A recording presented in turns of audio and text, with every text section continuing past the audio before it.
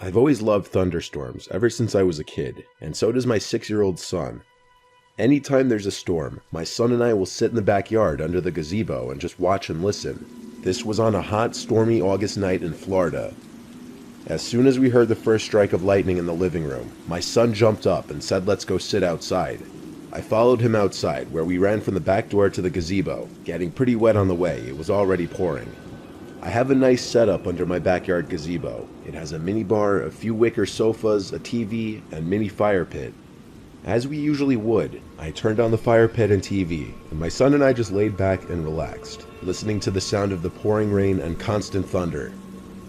The thunder would get louder and louder as we sat out there, and the time between the flashes of lightning and cracks of thunder was getting shorter and shorter.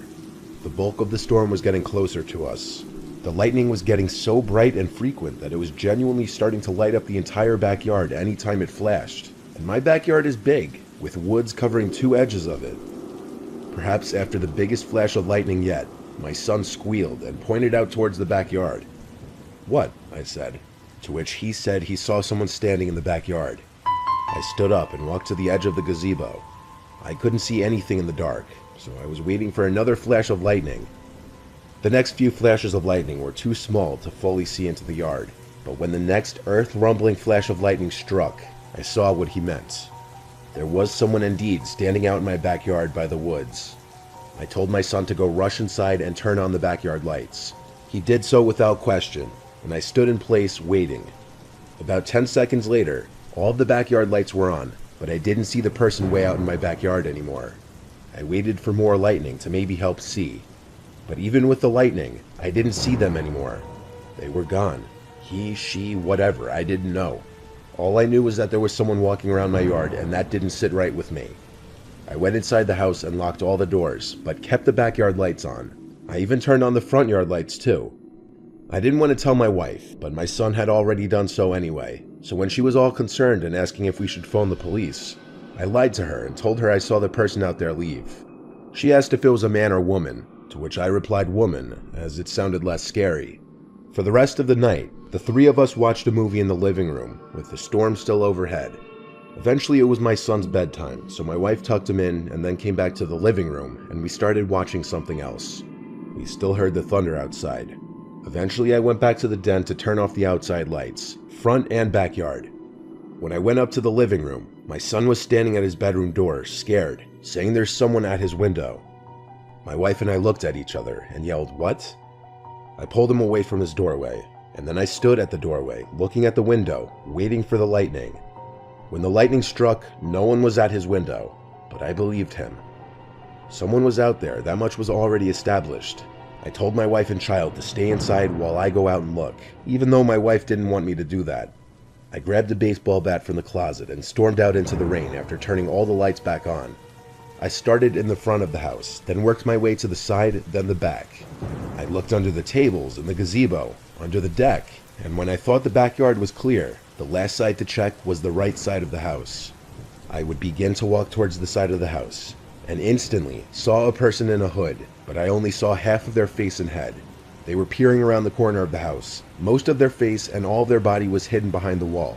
If I had to guess, I'd say it looked more like a man.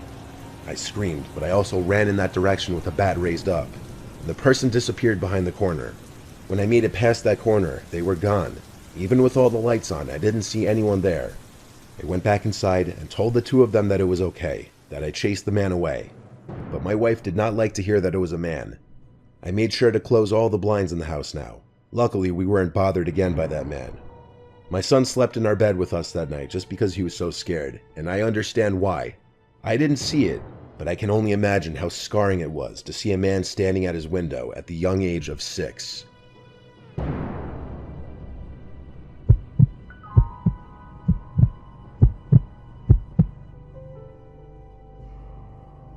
The city in which I live almost never gets any rainfall, so when we do, it's a pretty exciting thing.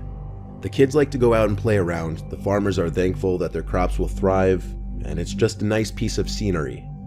The last time there was a big thunderstorm, my friends and I were all playing some game together, though I can't remember which one it was. I knew the thunderstorm was rolling in when everybody's microphone played the same sound of the first thunder, and it was big. When I heard it, I thought it was a gunshot or firework. Then I saw the lightning outside my window and hopped over to my bed to see the storm forming. What I saw was much more unsettling.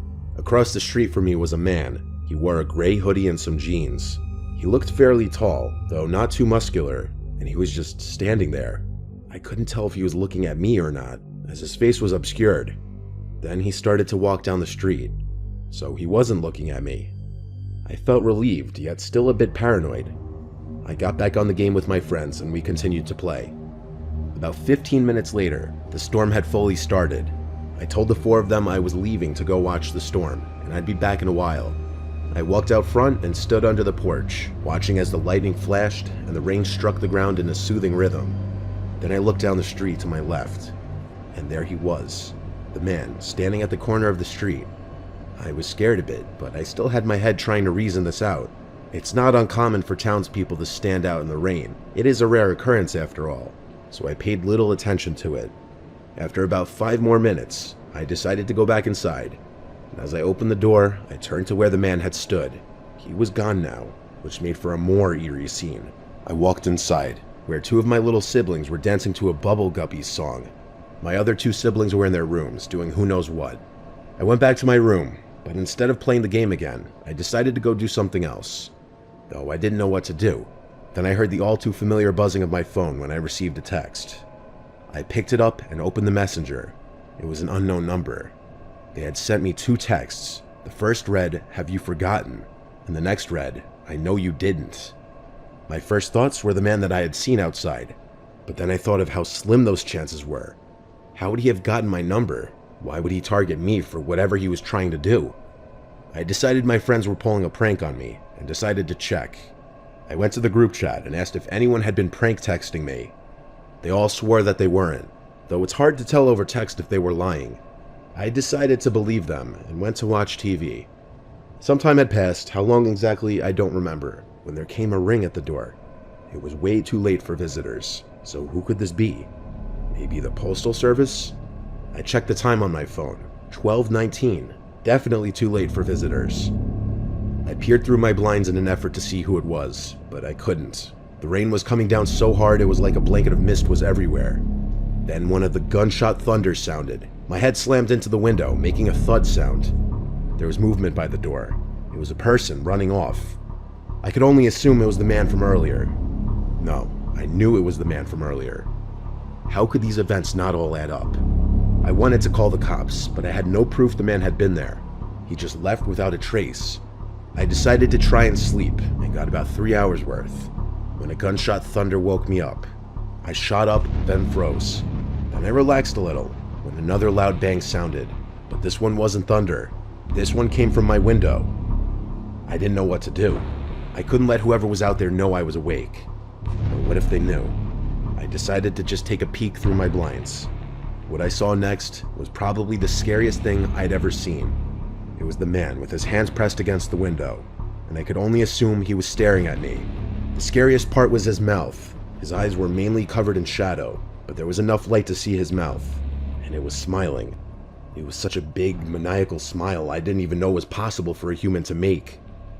Then he stood and left. Just like that, he walked into the rainy night from which he came. I sat awake in my chair, but I guess I fell asleep somewhere along the road. When I woke, I was confused as to why I was in my chair.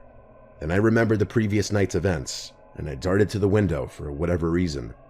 When I pulled the blinds up, there was one thing I could see.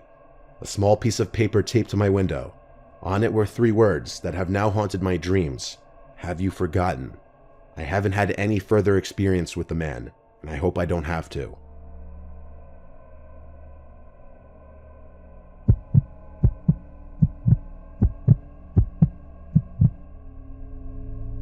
It was a night I was working late. The weather outside was awful, and I was just leaving my job to go home.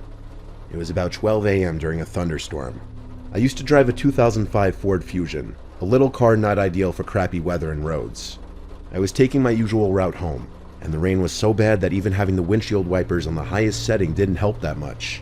I still could barely see. I was going 40 miles per hour on a 55 mile per hour road. That's how bad it was. There were no other cars around me. and when I least expected it, through the water building up too quickly for my wipers to handle, thus partially blocking my view, I saw someone dressed in white running across the road from one side of the woods to the other.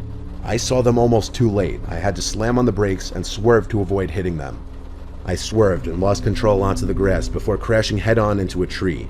The airbag deployed and my whole body jerked forward into it. I couldn't even believe what just happened at first. I was in shock. I knew immediately my car was totaled, but when I slowly started to accept what just happened, I started to look around my car for the person that just ran across the road randomly. I was currently in the middle of a quiet highway with no buildings nearby for miles and no cars to be seen. There should have been no one walking around here, especially in this weather this late. It was a work night and extremely late, so I was nervous nobody would pick up. The first person I called was my brother, who didn't pick up after several attempts. He was definitely asleep. I tried my sister next, with equal results. I didn't want to have to involve either of my parents in this, but with no other option, I called my dad on his house phone, which was sure to wake him up. He picked up on the last ring, and I explained the situation. I told him I'd need assistance, and didn't know what number to call for a tow. After ensuring that I was okay and that I had no injuries, he gave me the number for our family's roadside assistance company to call. He said he'd get dressed and drive over to me. His house was about 10 to 15 minutes away. My dad also told me to get out of the car to look for whoever was crossing the street and to keep my doors locked. When we hung up, I stayed in the car, nervously looking around every window, though not seeing much because of the pouring rain. I truly was so scared that I was about to piss my pants, knowing someone was out there, wondering if they intentionally ran in front of my car. I called our roadside assistance company, and they were sending a tow truck right away. About 10 minutes passed since the phone call with my dad now, and I texted my dad, "Are you on your way yet?"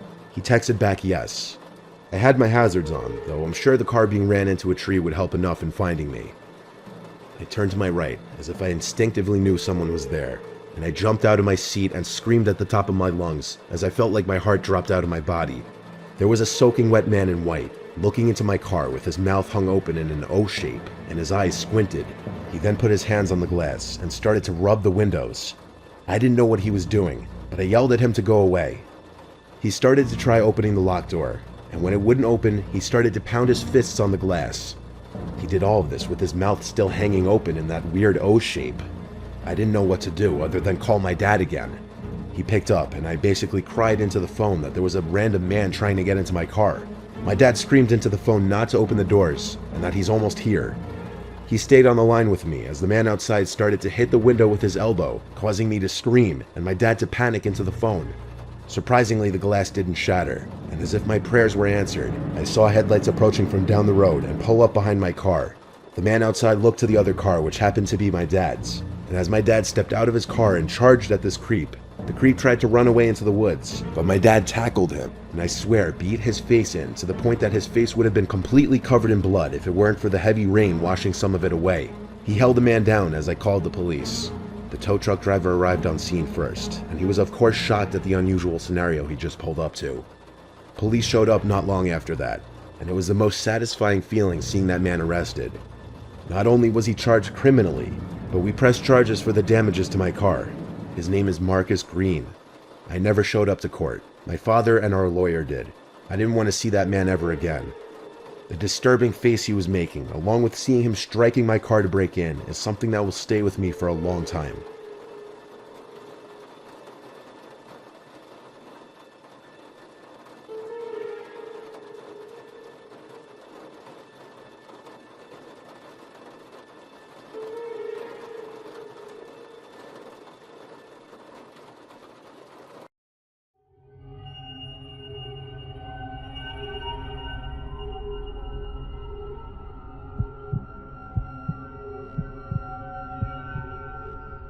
My girlfriend and I love skiing. It's how we met. So last year, during both of our vacation times, we Airbnb'd a one-bedroom cabin in Colorado by Vail Mountain. One of my friends told us getting a private cabin was a lot more cozy, peaceful, and romantic. After landing at the airport, we taxied to a rental car place and rented a Honda Civic, probably the cheapest car we could get. We drove a constant uphill through the sludge on the roads until we pulled off the main road onto a more foresty side road. Eventually, we made it to the cabin. far and isolated from anyone else, but not too far where getting to the mountain would be a pain in the ass. The owner left the key hidden in the mailbox. As soon as I unlocked the door and we stepped inside, we got a huge whiff of, I guess, wood. It literally smelled exactly how you'd expect a log cabin to smell. It wasn't huge, but it was spacious enough. 1 bedroom, 1 bathroom, decent living room with a TV and a kitchen. I was paying chump change for it, so I was more than happy with it. Plus, we were there to ski, not sit around the cabin. We got there towards the end of the day, so we didn't hit the slopes that night. We actually just unloaded and got right back on the road to pick up a pizza for dinner. We got back and ate on the couch in the living room while watching a movie. With the dark, moody lighting and the whole log cabin atmosphere, it actually was quite romantic. Until my girlfriend started freaking out about her bag. Apparently it wasn't where she left it, which was on the coffee table in the living room. I helped her look around, though there wasn't much space to search. She was absolutely positive she left it on the coffee table. It wasn't in the bathroom, kitchen, or living room, so I checked the bedroom, and sure enough, it was sitting right next to the bed. I picked it up and brought it to the doorway of the bedroom with a smirk on my face. My girlfriend didn't seem as relieved as I thought she would be, though. She accused me of moving it and going through her bag, which I found downright insane. We had a bit of an argument until I convinced her that she in fact put her bag in there and that she had just forgotten. We went back to eating and watching the movie, and we got over the argument quickly. The next day, we hit the slopes from early morning till dusk. We stopped on the way back to the cabin to get dinner again. When we returned back to the cabin, we both immediately noticed the living room light was on. My girlfriend was slightly freaking out. I told her to chill. The front door was still locked, so that confirmed nobody had broken in. I thought obviously one of us left the light on by mistake and didn't notice earlier because it was bright out. So once again, we ate our food and watched a movie, when suddenly, out of nowhere, my girlfriend shrieked. I jumped up and looked at her. She had one hand covering her mouth, the other pointing at something on the ground. At first I didn't see it, but when I got up confused and moved closer, I saw it. It was a pair of somewhat fresh boot marks in the rug in the corner of the living room. The snow from the boots had melted into wet stains in the area rug. Obviously both of us wore boots, but I just didn't remember stepping over there. My girlfriend asked me to check around the cabin to make her feel safe, so I did. I peeped under the kitchen table, behind the living room couch, in the bathroom, and I took a peep in the bedroom. There didn't appear to be anyone in the cabin. There weren't really many places to hide anyway. Still, she was scared and seemed to lose all interest in the movie. She went to the bathroom and brushed her teeth, then went to the bedroom to change, and I heard her jump into bed. So I did all the same. I climbed into bed and shut the light, and we sat there for a while just talking. It was actually only like 9 or 10 p.m. My girlfriend kept letting me know how uncomfortable she was, thinking someone was in the cabin. So I told her, okay, just wait 1 second. I took out my phone and dialed the Airbnb host. I put the phone up to my ear and heard it ring. I don't mean the ring coming from the phone speaker. I meant I heard a loud, muffled ringing coming from behind the wall next to the bed. The ringing stopped as soon as I saw my call was rejected. My girlfriend started screaming, "Oh my God." I told her to calm down as I got up and approached the wall to the left. I noticed an ever so slight crack in the wall that looked like it could be a door. My girlfriend screamed at me not to open it, but I got myself angry, yelled, and pulled open the door.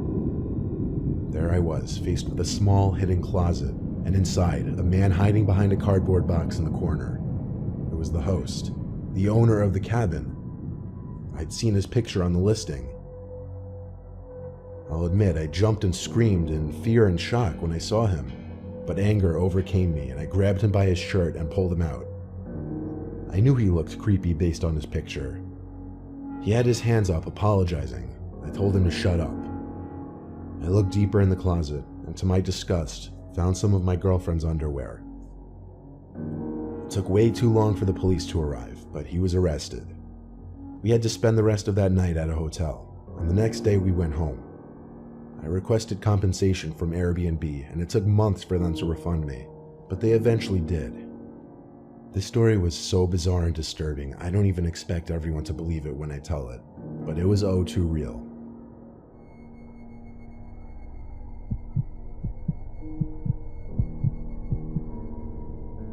When my best friend Lizzie and I were 18, we went on our first vacation alone together to London. We were staying at the London Marriott Hotel. The first thing we did upon arrival was of course to get there and drop off all our luggage. We'd be there for a whole week, so we had to set our itinerary. It was late in the day already, so we didn't have much time that day, but we did want to see something at least, so we went to see Big Ben, which is that iconic big clock tower that everyone knows in pictures when you think of London. After that, we went to a nearby tavern for dinner called St. Stephen's Tavern. It was money, but good thing our dads were paying for this trip.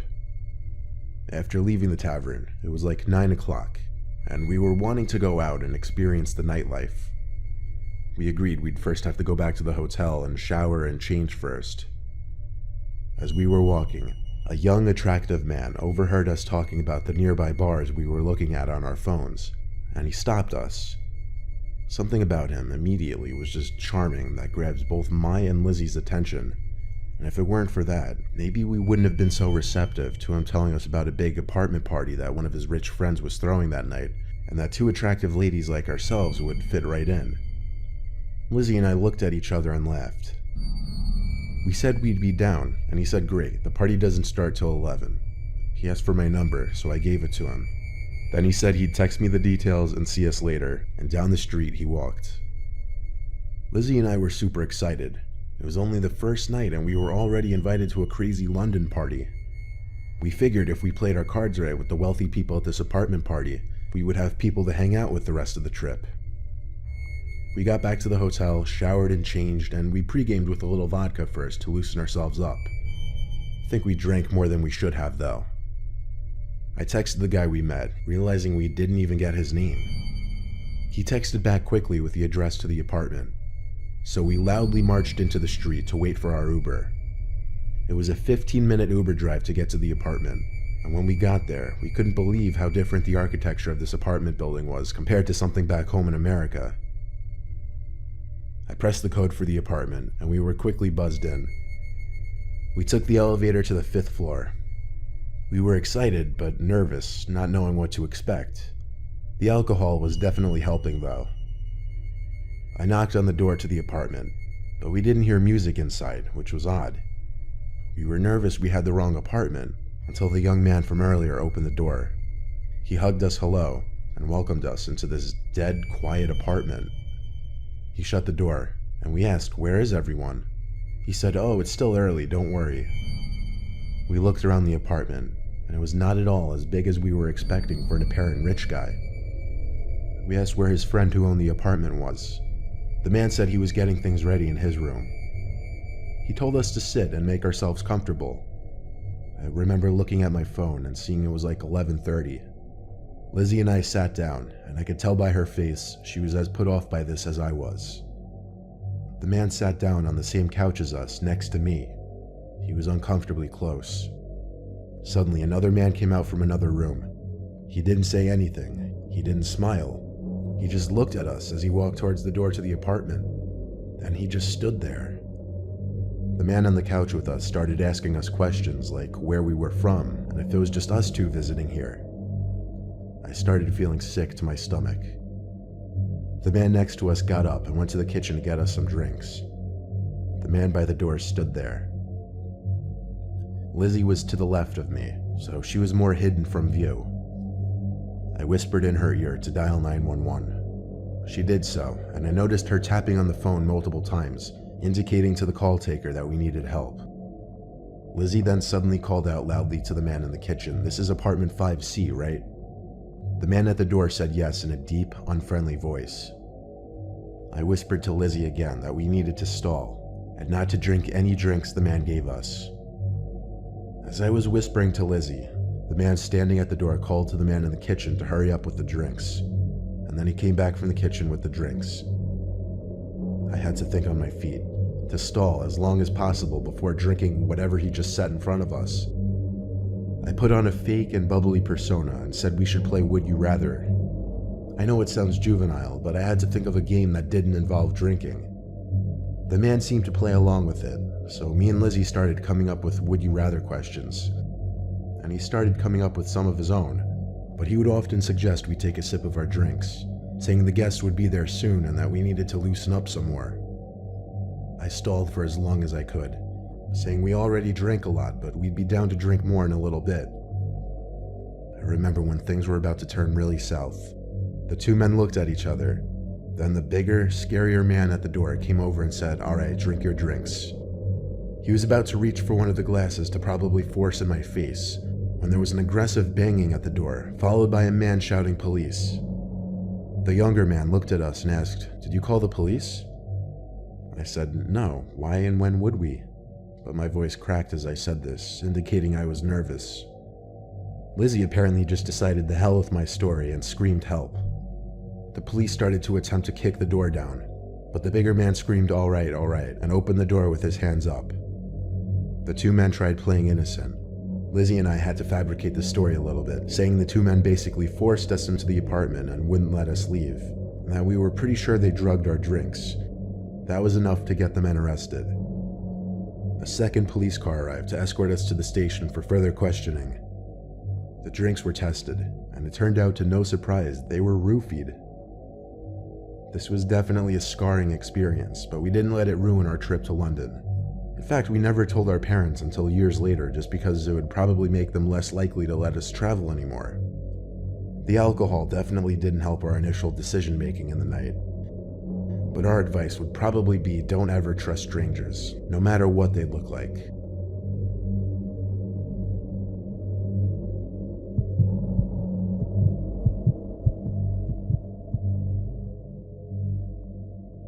When I was 14, my parents took us on a trip to a family resort. It was in the middle of nowhere, and it was the most country-ish, old-style resort you could ever imagine.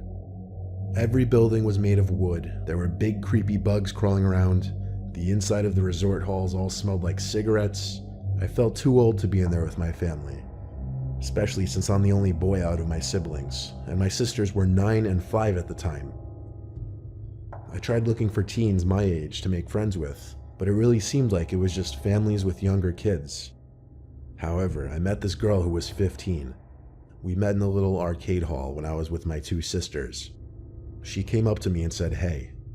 As it turned out, she was staying here with her family too, and she wasn't having a good time either. So we started to hang out. She seemed kind of cool, a little strange, had somewhat gothy vibes to her. Her name was Alyssa. The next day I ran into her again as I was passing by the pool. She waved me over and she said let's go for a walk in the woods by the river. As we did, I tried to get to know her more. I asked her what building her room was in. She hesitated before her answer and then said, "The one next to the main hall." It was a vague answer. We sat by the river for a while, and I gotta admit, she started talking about some weird, dark stuff. I won't get into it, but I started to think she had some issues. Then she looked up at me and said, "Can we go to your room?" I lit up with excitement inside. I was a 14-year-old boy, hormones raging, so obviously I said yes with a little too much excitement in me, imagining the best case scenario. We got close to my room and she asked for the card to open the door, and she ran ahead to open it. We sat on my bed for a few minutes. I was a bit awkward, so I didn't know how to make a move or if to make a move. She started talking about deep, dark stuff again though. How she hated her family, how she had no more friends, how she likes the feel of blood, whatever that meant. Then out of nowhere, she flicked open a huge switchblade and looked at me. She told me sometimes she thinks about using this on herself or someone else. That was the moment this went from weird to disturbing. This wasn't going where I thought it was. It was actually going in a much darker, scarier direction. The way she looked at me with the knife flicked open was scaring me. She looked at me and said, "Do you want to use this knife on someone here?" I thought over my answer and said, "I don't know, I have to think about it." Obviously I would never, but this girl's true psychotic nature had just come out, and I had to play it safe. I said we should go back outside and walk around. She said okay. So we went back outside and walked around the resort grounds. I watched the way she looked at people passing by, staring them down, not caring when they would notice. Luckily, I saw my parents straight ahead, and I said, "Oh shoot, there's my parents. I should probably go hang out with them." Alyssa looked a little bit annoyed. All she said was, "Okay." I said, "See ya," and she just looked at me. I went to my family, and for the rest of the day and night, I stayed with them, hoping to not run into that freaky girl again. That night, we got back to the room around 9. This resort had huge rooms, so basically I had my own room that was attached to my parents' and sister's room, but it also had its own door into the hall. Anyway, I went to sleep, or at least tried to. Half an hour into laying in bed, I heard the beep from the door unlocking, and then the door to my room opening and closing. By the time I fully looked up, the door was shut and the light from the hall was gone. I saw someone standing in front of the door though. "Who is it?" I said. I heard a familiar girl's voice. "I want blood." I sat up and remembered I never got my key card back from Alyssa. She planned this. She approached my bed in the dark with something in her left hand because she had it lifted. She said it again. "I want blood. Will you help me, or will I get it from you?" I'm not ashamed to admit it. I screamed like a goddamn girl. She still stood there. She didn't charge at me. She didn't run at first. When my dad burst into the room, though, that's when she took off. My dad saw her, and I yelled she was about to kill me. He was about to go after her, but I screamed, "Don't, she has a knife." Everyone in the hall came out of their rooms to see what was going on. We went down to the main office to get some info on this Alyssa girl, and out of all the guests, there was no one named Alyssa. Hell, there were no girls even close to her age staying at the resort at that current time. Police were called, and like 4 cop cars showed up and searched the whole perimeter. I think like 2 or 3 cop cars stayed overnight since there were so many kids at the place. The key card lock was changed on our door for the night. A lot of families, including mine, left the next day, and we got a refund for the 2 days we cut short. This whole thing was actually insane. That girl was fucked up in the head, and it's scary knowing she was probably in the early stages of being a completely different monster.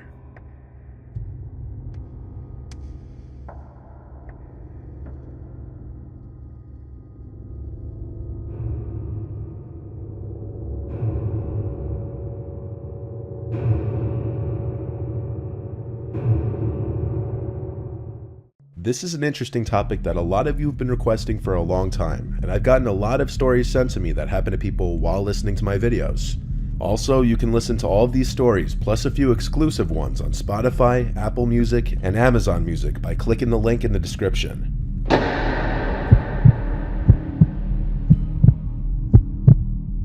When I was 15 years old, I would sometimes sleep over at my friend JT's house. He had this cool loft bedroom that was its own floor and was attached to the attic through another half flight of stairs.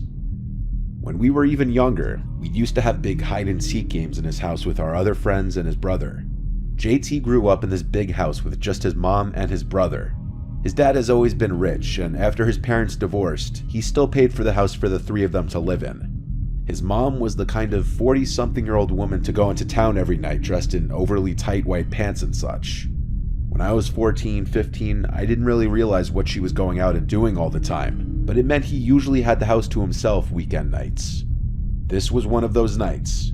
We smoked a bit of weed and played hours worth of Super Smash Bros. Then when it got later, we decided to watch some Mr. Nightmare videos ironically. We were on our 3rd video, Pizza Delivery Horror Stories. This, funny enough, made us want to order a pizza, so we called one of the only pizza places around us open past 10 and ordered a pie. As we finished the current video we were on, we started watching a Craigslist horror story video, and just as we were genuinely getting spooked by one of the stories, there was a crash sound from up in the attic. The sound of a box falling over and its contents spilling out. It sounded like plastic toys. JT and I looked at each other and freaked out. We went to pause the video, and JT screamed his older brother's name, who wasn't supposed to be home. It was our first instinct to assume that it was his brother trying to scare us, but that would mean he had been hiding in the attic for hours, which seemed unlikely. Given we were already watching scary videos, this only made the situation even more unsettling. JT went up the 5 carpeted stairs towards the little attic door and opened it. He flicked on the attic light and went inside as I stood behind watching. He immediately said he saw what it was. It was a box full of Hot Wheels cars that fell and spilled out a bunch of the cars. He left it as it was and said he'd clean it tomorrow. He left the attic and shut the closet door, and right around that time the doorbell rang, causing us both to jump again. I guess we were both just really tense given the vibe of everything in the past half hour. We went downstairs to pay for the pizza and grab plates to eat and stuff. We started eating in the kitchen and planned to bring the rest of the pizza back up to his room. While we were downstairs though, we actually heard a sound from upstairs, like in the attic. The kitchen was below JT's room, and the living room was below the attic, so the living room had a higher ceiling. We walked into the living room to listen, and sure enough, we heard a faint bump that was just loud enough to hear. We again looked at each other with wide eyes. JT said there might be an animal in the attic because he'd seen YouTube videos where raccoons somehow crawl through a hole in the roof. He somehow convinced me to go check it out. I'm not sure why we were making a joke of this. I think because neither of us wanted to admit how freaked out we were. We went back to his room together, and he gave me this huge flashlight. I opened the attic door, and he was right behind me at the doorway. I turned on this huge flashlight that doubled as a radio and stepped inside. I looked at the spilled over pile of Hot Wheels. Then I looked around this city of piles of boxes. "Why am I doing this?" I said back to JT, and he laughed and said just keep looking. I stepped a little deeper into the attic to look behind this tall pile of boxes, and suddenly I felt 2 hands on my back push me. I stumbled forward and almost fell, and I heard the laugh of JT behind me. I told him he was a dick, but then, I guess in response to my sudden and loud stumble forward, something moved from beyond this other pile of boxes. I stepped up maybe 2 more feet and peered behind the boxes with the flashlight, and I was petrified. There was a guy hunched over behind the pile of boxes, and he looked right back at me. I ran back out of the attic while pushing JT out, screaming, "Go, run!" I shut the door behind us and screamed that there's someone in there. He followed me outside to the neighbor's house, who apparently wasn't home. We waited on the neighbor's stoop as we called 911. Then we called JT's mom, who seemed kinda drunk, and rushed home from her date or whatever she was doing. The police searched the house to make sure it was clear. The back door was left wide open, indicating the man escaped through there and likely climbed one of the fences to a neighboring yard. The man, from what I briefly saw, looked like a young guy, maybe in his early 30s. He had short black hair and facial hair. I was just glad this wasn't my house, because I wouldn't be comfortable sleeping there for a long time. I know JT was scared to sleep in his room for a long time after that.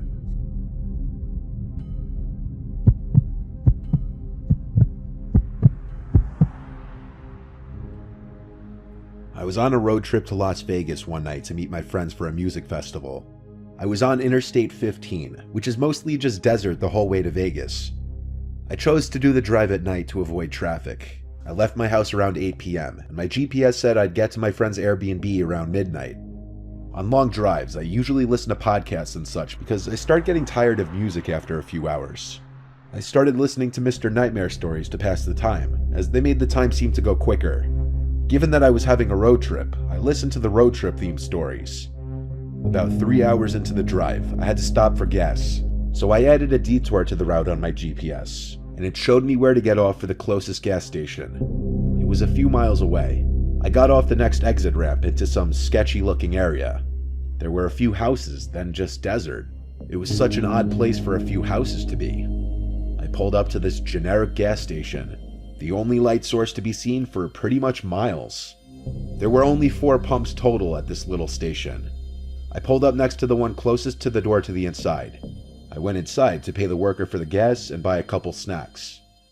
Not to use a derogatory term, but the guy working there seemed like kind of a hick. He had an unkempt, stained-looking beard, some dirty red trucker hat on, and the way he spoke was kind of creepy. But out here in the middle of nowhere, I didn't know what else I really expected. He tried making conversation with me, asking where I was from. That struck me as him realizing I'm not from around here. I told him I was from Cali. I asked him if he gets a lot of customers here. Kind of a weird question on my part looking back, but whatever. He said not really, not my kind at least. Then he gave me a gross smile. I had no idea what that meant, but it sounded off-putting and like a creepy flirt. The man then looked out the window toward my car and said, "Is that your friend?" I looked outside and got a glimpse of someone walking quickly into the darkness. It looked like they were just by my car. I said, "No, I don't know them," and asked the cashier what that guy just did. He shrugged his shoulders and said he didn't see. Being admittedly an attractive girl in her 20s, I deal with creepy stuff all the time, so I almost wanted to ask the cashier if he could accompany me outside to make me feel better. But honestly, I was creeped out by the cashier as well. I went outside to the pump to start filling up the tank of my car. I looked around the empty gas station lot. There was just a humming from one of the lights of the canopy above me and the sound of the cold night breeze. There were no cars or lights as far as the eye could see. Where did that guy go? And what was he doing? I looked at the window of the gas station shop and saw the cashier standing there looking directly at me. I wondered if he was doing it to make sure I was okay after that sketchy person ran off into the darkness. But that thought was negated when he started waving at me slowly. It was disgustingly creepy, and I wanted to get out of there. I paid for $40 worth of gas. When I was around the 30 mark, I heard something from the small building, like a voice. I looked over to the window, expecting it to be the cashier who made the noise, but he was still inside, just standing at the window looking at me. Then I noticed where the sound came from. There was a man peering his head around the right side wall of the small gas station store. He was waving his hands at me, motioning for me to come over, and I'm pretty sure I saw a creepy smile on his face too. I started waving and calling for the cashier in the store. He didn't move though. He just stood there, motionless, looking at me as I called for him and waved my arms. I looked back at the creepy guy who was peering his head around the corner, and he was still there, but now he wasn't hiding behind the wall anymore. He was standing fully exposed until he noticed me notice him, then started walking towards me. I removed the nozzle from my gas tank and left it dangling. I called at the cashier for help one more time. He still just stood there, motionless, looking at me. I felt my heart in my throat. This was a textbook scene directly from a Mr. Nightmare story. I got in my car and sped out of there, back on the basically deserted road, and eventually back onto the interstate. My heart was racing after that for a few minutes. Needless to say, I stopped listening to Mr. Nightmare for the rest of that road trip. I got safely to the Airbnb about an hour after that ordeal. I still have no idea what to make of it.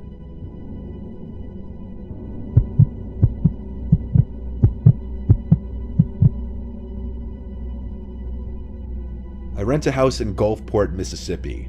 It's a small house but perfect for one person. I live alone with my dog Gringo. The backyard is big for him to run around in, and the area is pretty nice, right by the beach too.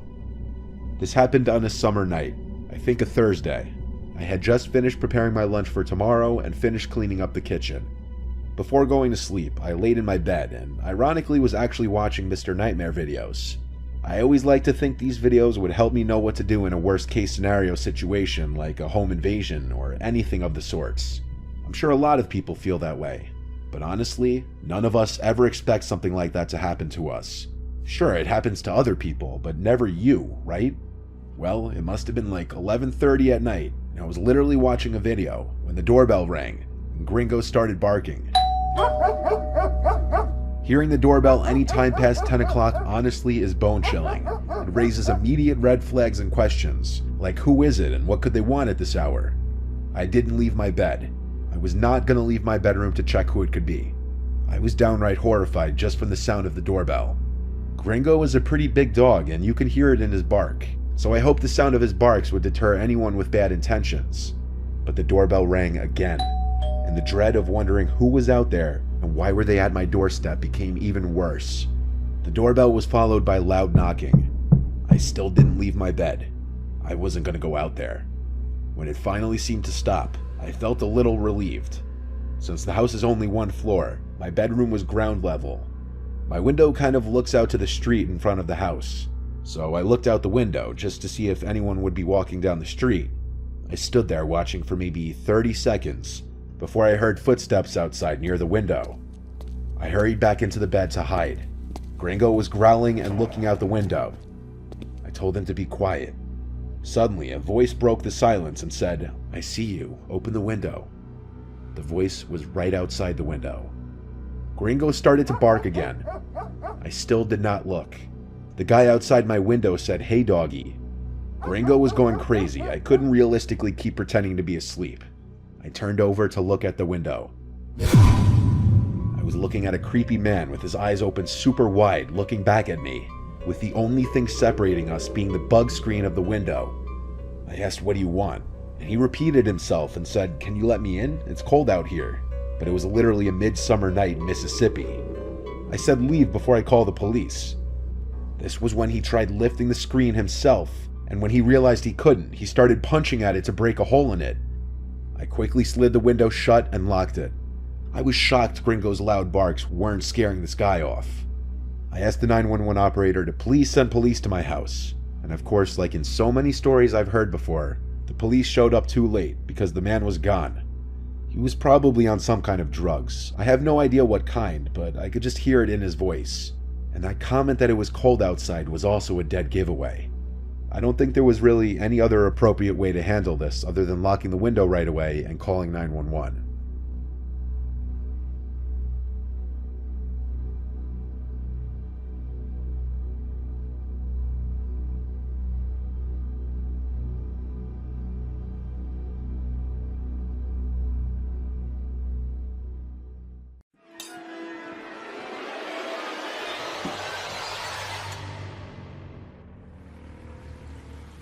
It was a rainy Thanksgiving. We have a small family, so our family gatherings are tiny. It was my mom, my two sisters, our grandparents, and I for dinner at my mom's house. My older sister Nancy has been moved out for years. My younger sister Jamie and I still live at home with our mom. Our grandparents live 20 minutes away. Our dad's side of the family all live in a different town. We were all helping out with cooking and such, and our grandma was bringing over some food as well. We always do Thanksgiving dinner at 6 o'clock sharp. Our grandparents arrived at like 5 o'clock. We had to go out and help them walk through the rain up the front stoop to make sure they didn't slip. It was really bad out. Once they were here, we put the football game on in the living room, and I sat with my grandparents and watched football with my grandpa, who's a big Cowboys fan. My sisters were in the kitchen helping my mom with the food. The rainstorm created for a more comfortable and relaxing Thanksgiving evening. That is, at first. When it was time to set the table, I went to help. We were all at the table by 6 o'clock as per the usual. We had a giant selection of food for the small amount of people we were. Turkey, leg of lamb, potatoes, stuffing, corn, cranberry sauce, cornbread, and more food I'm probably forgetting. We were all at the table eating, drinking wine, and talking before we migrated to the living room, where there we all watched the football game. Then, sometime before the game ended, the doorbell rang. It was still pouring outside, and we weren't expecting anyone else. Our mom said, "Oh no, what if that's your father?" Long story short, our parents don't speak, but the idea of our father coming to surprise us wasn't impossible. My mom told me to go check who it was, so I went to the door and yelled through it, "Who is it?" But the sound of the pouring rain on the front awning drowned out the sound of a male's voice on the other side. So I opened the door, with the storm door still closed and locked. There was a black man on the other side of the door. He was in some really big rain jacket with the hood up. When I opened the door, he walked closer and yelled something through the door. I had to ask him to repeat it twice before I understood him to be asking for food, saying he's hungry. Then he said something along the lines of, "The Lord will give you good karma if you spare some food." I said 1 second. I went to the living room and told my mom there's a possible homeless or just very hungry man asking for food at the front door. My mom said close the door, while my grandma said give him some food. I said I'll make a little paper plate of food for him from the leftovers. I went to the kitchen, grabbed a bunch of paper plates to account for the rain outside ruining them, and then sandwiched some of the leftovers together with them. Then I went to the front door where the guy was still standing. I held up the plate to show him, and he tried opening the door. I yelled, "Wait, it's locked." But I already was wary now after he tried opening the door. Regrettably, I still unlocked the door, and the second I started to push it open, he pulled it open with force and tried pushing his way through me. I instantly threw the food and held him back, yelling for my sisters to come help me. As Nancy came to help shut the door, I saw 2 more guys rushing up the front walkway to the door. I managed to push the man out enough to clear the door, and I helped my sister slam it shut. The second it was locked, I ran to the backyard door to make sure it was locked. I was the only able-bodied man in the house, and I felt like it was on me to protect the house. My family was in hysterics as we were brainstorming what to do. Not so shockingly, we settled for calling the police. My mom called while I kept going from window to window looking outside. It was hard to see out through the pouring rain, but through the backyard window, I saw a couple men running through the grass to the back door. I'd imagine they tried opening the back door and failed, and then I saw them running through the grass again back to the gate. Then they were gone. When the police got here, the food that I dropped onto the front stoop was still just sitting there, all scattered on the porch. Not that it wasn't obvious that those guys didn't come for the food, but it's something worth mentioning. Our Thanksgiving was almost turned into a complete nightmare if it weren't for my and my sister's quick reactions. I know my grandma had her heart in the right place, wanting to help the seemingly needy, and I was influenced by her. But unfortunately, we live in a world where sometimes trying to do the right thing could bite you in the ass. We installed the doorbell camera soon after this.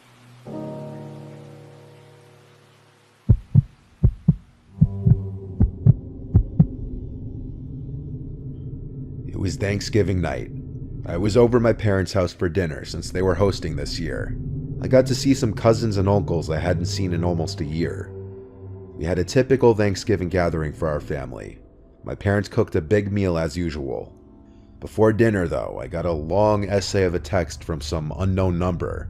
I won't share it because it contains a lot of personal, revealing details, but it started with, "Hey Melissa, hope your Thanksgiving is going well." Then I quickly came to realize who it was that sent this text. It was this crazy stalker guy named Kevin who I'd never even met before. We matched on a dating app and texted and snapped for a while, but we never met. He gave me obsessive vibes, and when I politely rejected going on a date with him, saying I don't think we have much in common, he got even more obsessive and aggressive. He even threatened me one time when I posted a snap story of my friend and I getting drinks, because he thought I was on a date with a guy. That was when I blocked him on everything, Snapchat, Instagram, and his number, but the contacts didn't stop there. I'd get random Instagram accounts with 0 followers attempting to follow me, and I'd block them each time. Same thing on Snapchat, I'd get random accounts adding me with different guys' names every time. Whenever I'd add them back out of curiosity, their snap scores were always 0. After reading the entire message, I was disgusted. He was gaslighting me and borderline threatening me. I replied, "If you keep contacting me, I will go to the police." I took so long to form a reply I was okay with that my grandma got annoyed and asked me to put my phone away. It was only out of sight and out of mind for maybe half an hour before I got another text from another random number. It was another essay. I didn't want to completely ruin my mood and be on my phone dealing with this when I was with family. I put my phone away and just tried to focus on being a part of the conversation. When family started to leave and things started to slow down, I checked the text, and it was disturbing. It was longer than the first one, and it was him berating me and insulting me the entire time, acting like the entitled, narcissistic sociopath that he clearly is. When it was just a small amount of my family left, I showed them the texts, and they were appalled. My mom wanted me to go to the police the next day to report him for harassment, which I planned on doing. I soon left my parents' house to go home to my apartment. My apartment is the lower floor of a 2-family house. My friend Chelsea is my roommate in the apartment. I got home before her, and I went straight to my room to look for Christmas movies to watch. My phone started ringing, and it said unknown caller. I knew it was him. I denied it and silenced my phone. I put on some silly rom-com Christmas movie to fall asleep to. It was called Surviving Christmas. All I remember about it is that it had James Gandolfini in it. It was late at night, so I didn't plan on making it through the movie. I was getting sleepy halfway through the movie when I heard walking from outside my room in the house. It was in the apartment, not from upstairs, so I assumed it was Chelsea getting home from her night with her family. The footsteps came straight to my door, then someone attempted to open my door. I always lock my bedroom door at night, even though I trust Chelsea. It's just a natural habit I have. I paused the movie and listened as the doorknob turned a few more times. Before I yelled, "Chelsea?" Then it stopped. I heard quiet footsteps walking away from the door. I grabbed my phone, about to call Chelsea, and I saw a bunch of texts on my screen from a third random number. The most alarming one was a threat saying, Good thing you made it obvious where you live. I tried calling Chelsea like 5 times, but she never picked up. I called my parents a bunch of times until my dad picked up. I whispered into the phone that I think that crazy stalker was in the house. My dad said to stay put. He was coming over right away. We lived 10 minutes away from each other, but he made it to me in 5. That's how fast he drove here. During that time, I stayed on the phone with my dad the whole time until Chelsea called me back. And that's when she told me that she wasn't coming back to the apartment tonight. So it for sure was not her. When my dad got here, the front door was locked. I had to let him in. I swore to him that I wasn't imagining what happened. And so after we tore the place upside down, he went to the big sliding window by the kitchen, big enough that anyone could fit through, and he lifted it open. He turned to me and gave me a stare of disappointment. He scolded me after learning that I didn't lock the windows every night, and said, "Here's my answer on how someone got in here." I went back home with him and slept at home that night. First thing in the morning, my dad took me to the county court's office where they gave us step-by-step instructions for getting a temporary restraining order. Skipping most of the legal process of this story, I eventually did see Kevin in person when I had to go to court to get the restraining order extended. The judge granted the extension, and though I could never prove he broke into my apartment, his threatening texts were plenty, and if he ever contacts me again through any outlets, he'd be arrested. This was a truly dangerous man, and I hope he hasn't found anyone else to harass.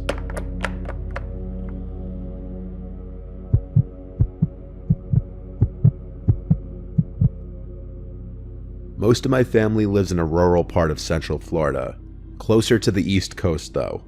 My Uncle Ben was hosting Thanksgiving one year. His house sits on a huge lake with like 5 other houses, that's it. I don't want to give the name of the lake or the town because that would be doxing my uncle basically. It's not a fancy house and setup like you're picturing, trust me. It's rustic, but private and spacious. My uncle is a bit of a redneck, but he makes our holiday gatherings more fun. Him hosting Thanksgiving this year meant that he'd be going all out, making it like a party basically, with music, cornhole, coolers full of beers, and all of that good stuff. We got to his house around 3. During the day, we all drank some beers, ate some snacks like chips and dip, and played drinking games together. Card games, cornhole, and even basketball with my cousin. Though the basketball didn't last long with 3 beers and a bunch of chips in our stomachs. This all went on for a few hours with music blasting. An unusual way of celebrating Thanksgiving, I know. Then as it started getting darker around 5:30, Aunt Mel and Uncle Ben started bringing the food out to the table. They set the table up under the big gazebo. It was around sunset when everything was set up and we were all eating. The gazebo has lights, so when it got really dark, the lights turned on. By 6 o'clock, it was basically pitch black out. My uncle's probably the only one alive who insists on doing Thanksgiving dinner outside, but we all enjoy it. It makes it more fun. The fun soon ended though. My cousin suddenly pointed out past me to the woods, saying, "Dad, who's that?" Uncle Ben turned around and said, "Who the hell?" There was someone standing out in front of the woods like a statue, watching us eat. Uncle Ben stood up and started walking over to the guy standing by the woods, and then he yelled, "Can I help you with something?" I'd say he was about halfway to the woods when the guy turned around and ran into the woods. Uncle Ben turned around and laughed. He was definitely drunk by this point, finding humor in this. He said must be one of the local nuts as he came back to the table to sit. My Aunt Mel was not as amused, and I kind of agreed with her. That was creepy. My dad joked that between all the men here, there's nothing to worry about. The lightheartedness of this did not last though. This time I spotted the guy. He was standing by the woods again, though closer to the lake this time. I pointed it out to everyone. My uncle got up, pissed off this time.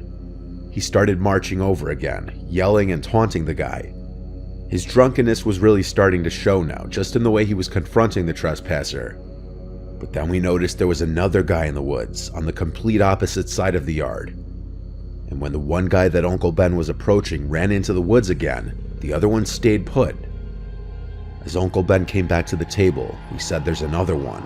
So my cousin, myself, and my dad all got up now, ready to help my uncle confront these people.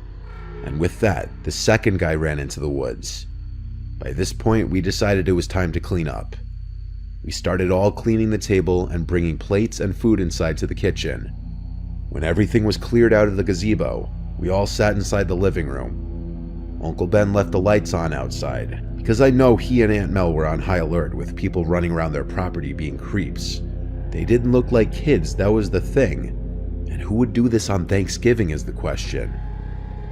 Our accepted theory was at the time that it was just some drunk older teens or young 20-year-olds with no family gatherings messing around being assholes. Eventually I wanted to grab another beer, which was in the cooler outside still. As I got up, Uncle Ben and my dad both asked me to grab one too. So I went outside and walked over to the gazebo. I made it to the cooler, suddenly feeling really uneasy. The gazebo light was off now. I looked around, analyzing my surroundings. I grabbed as many beers as I could hold, just so I wouldn't have to come back out here again. Then I started walking back to the house, when I heard one of the chairs under the gazebo sliding on the concrete. I turned around, and there was someone under the gazebo, walking around the table. He looked massively tall, like 6'5". I started yelling for Uncle Ben as I ran back to the house. He, along with my dad, came out, and I said, "There's a guy over there." And then, as if someone else was responding to me saying that, there was a banging from the other side of the house, like someone was hitting the siding with their hand. Seeing my uncle and my dad genuinely frightened made me frightened too. We went inside, and Uncle Ben locked the door. We didn't know how many people were outside of the house, but we felt like the house was surrounded. And Aunt Mel started shutting every last curtain and blind in the house because we felt like we were being watched from the outside. Uncle Ben called the police, which was a first. It felt completely out of character for him to involve the police in anything. He was only on the phone with them for like 5 to 10 minutes. Then we waited in the living room, with clear tensions and unease in the room. There was this quick and sudden loud bang on the glass, followed by a window in the kitchen completely shattering. Aunt Mel yelled at Uncle Ben to go get the old rifle from the closet. He yelled back the thing hadn't been loaded in years. Luckily, the police response time was pretty good. A singular beep of the siren from the police car outside let us know he arrived. One of the people outside had thrown a brick through the window with a note attached to it, saying, "Leave now, you fucking fits," which felt like a threat. His Trump flag was also missing the next day, which created the possibility of those people's motives being political. That's really the most realistic theory, because unless my aunt, uncle, and cousin are secretly the worst neighbors ever, I see no other reason why their house would be a target for something like this. On Thanksgiving, nonetheless. There really are some sickos out there.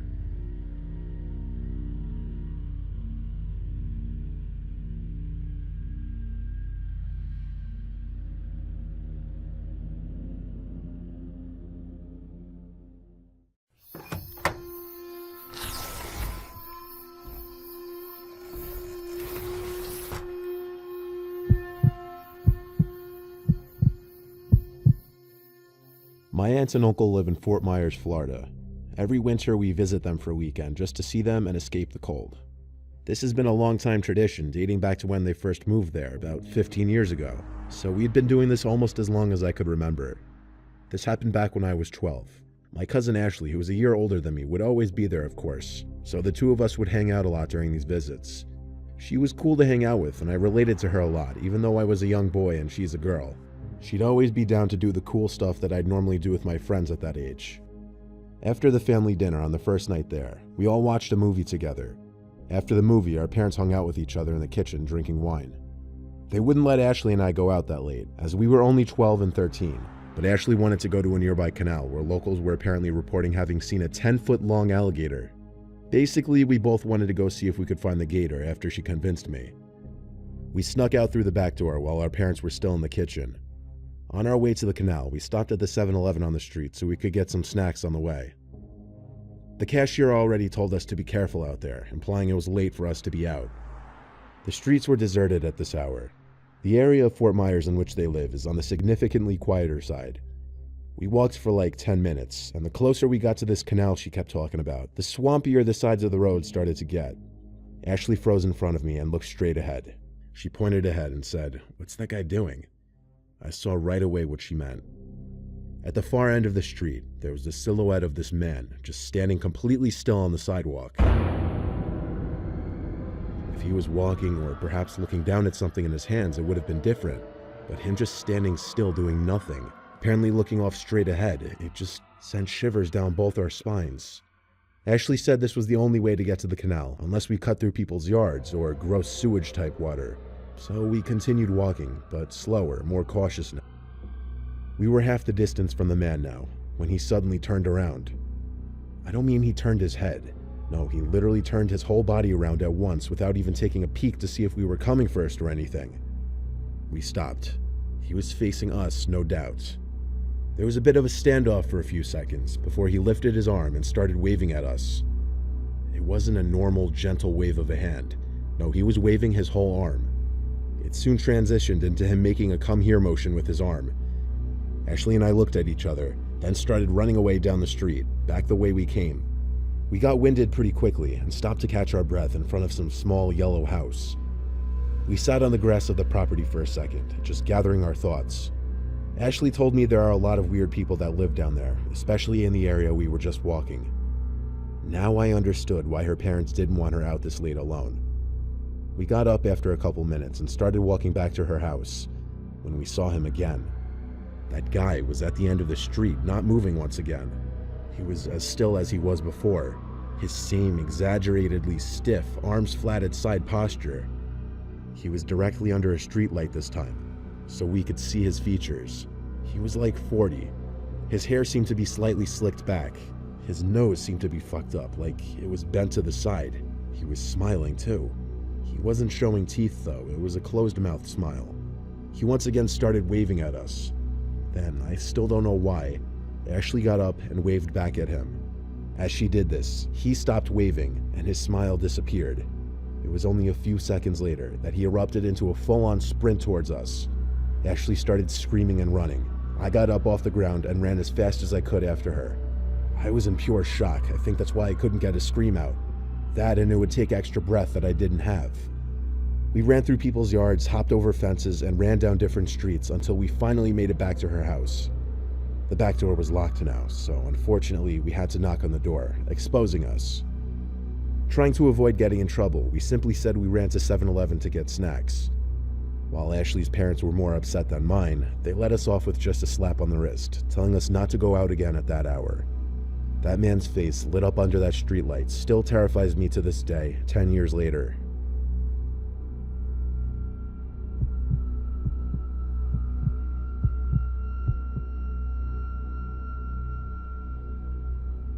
My two friends and I were having a sleepover on one of the last summer nights before the new school year started. We didn't want to end it on a dull note, so we decided later that night that we would sneak out and walk about a mile to our local high school. We live in a small town in the middle of bumfuck Massachusetts, so everything is close. Around 12 a.m., both my friends and I left the house and started making our way to the high school. The way there was uneventful, just us walking down the road laughing, sometimes yelling, just being typical dumb teenagers like always. We walked in the middle of the road because it was late and there was hardly any traffic in general. It took about 20 minutes to make it to the high school, where all we did was lay on the turf field, look up at the stars, and talk about the summer, as well as other stupid shit that made us laugh. We actually had such a good time that we laid there for almost an hour, so when we decided to walk back, it was close to 1 o'clock. As we made our way down the road back home, we approached a T intersection. That's where we saw a car. We noticed the car was just sitting there at the stop sign, which was on our side of the road. We could only see the headlights because the rest of the car was blocked by a row of trees. No cars were coming either. Of course, it was 1 o'clock in the morning, but the car didn't move. It just sat there. My friends and I continued to approach the intersection. Suddenly, the car slowly moved further out of the intersection, turned in our direction, and began driving past us. We made out the car to be an old white Mustang. As it passed, my friend yelled something stupid about the car being a V6, making fun of it. It was funny for about 0.8 seconds until the vehicle slammed on the brakes. I felt my heart go into my throat as the car peeled into a fast U-turn. I yelled to my friends, "Run," and we all ran down the street. We ran onto the joining road where we first saw the car coming out of. As soon as I made it near the row of trees, I jumped into the woods. So did my friends a few yards down the road. We had about 3 seconds to spare before the car turned down the road. He started slow rolling down the street like he was looking for us, and when he didn't see us, he stopped. Out stepped 2 large men, one holding a massive rod. I muttered "fuck" under my breath as I hid in the leaves. They began walking towards the tree line. I quietly covered my mouth to conceal my breathing. My heart was beating so fast and hard I felt like they would hear it too. The driver, who had a big metal rod in his hand, yelled threats at us into the woods. He continued looking into the woods, along with his buddy. I could feel their eyes pass me over and over again. They just stood there, watching, listening for one of us to make a sound. If he walked only a few more yards from the tree line into the woods, he would find me. His buddy said, "Fuck it, let's go," as he started walking back to the passenger side of the car. "There'll be others out," he said. The driver took one last look into the woods and hopped into his car. The car turned around and took off back down the road past the high school leading out of town.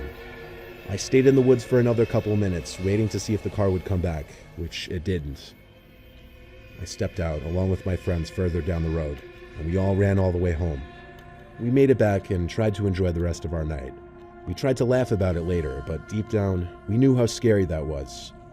We thought it was just another crazy experience, until 2 days later, when we found out through some local friends of ours that a white Mustang was stolen and involved in a robbery from the next town over, the same night we were chased. I could only imagine what would have happened if those 2 men decided to walk further into the woods.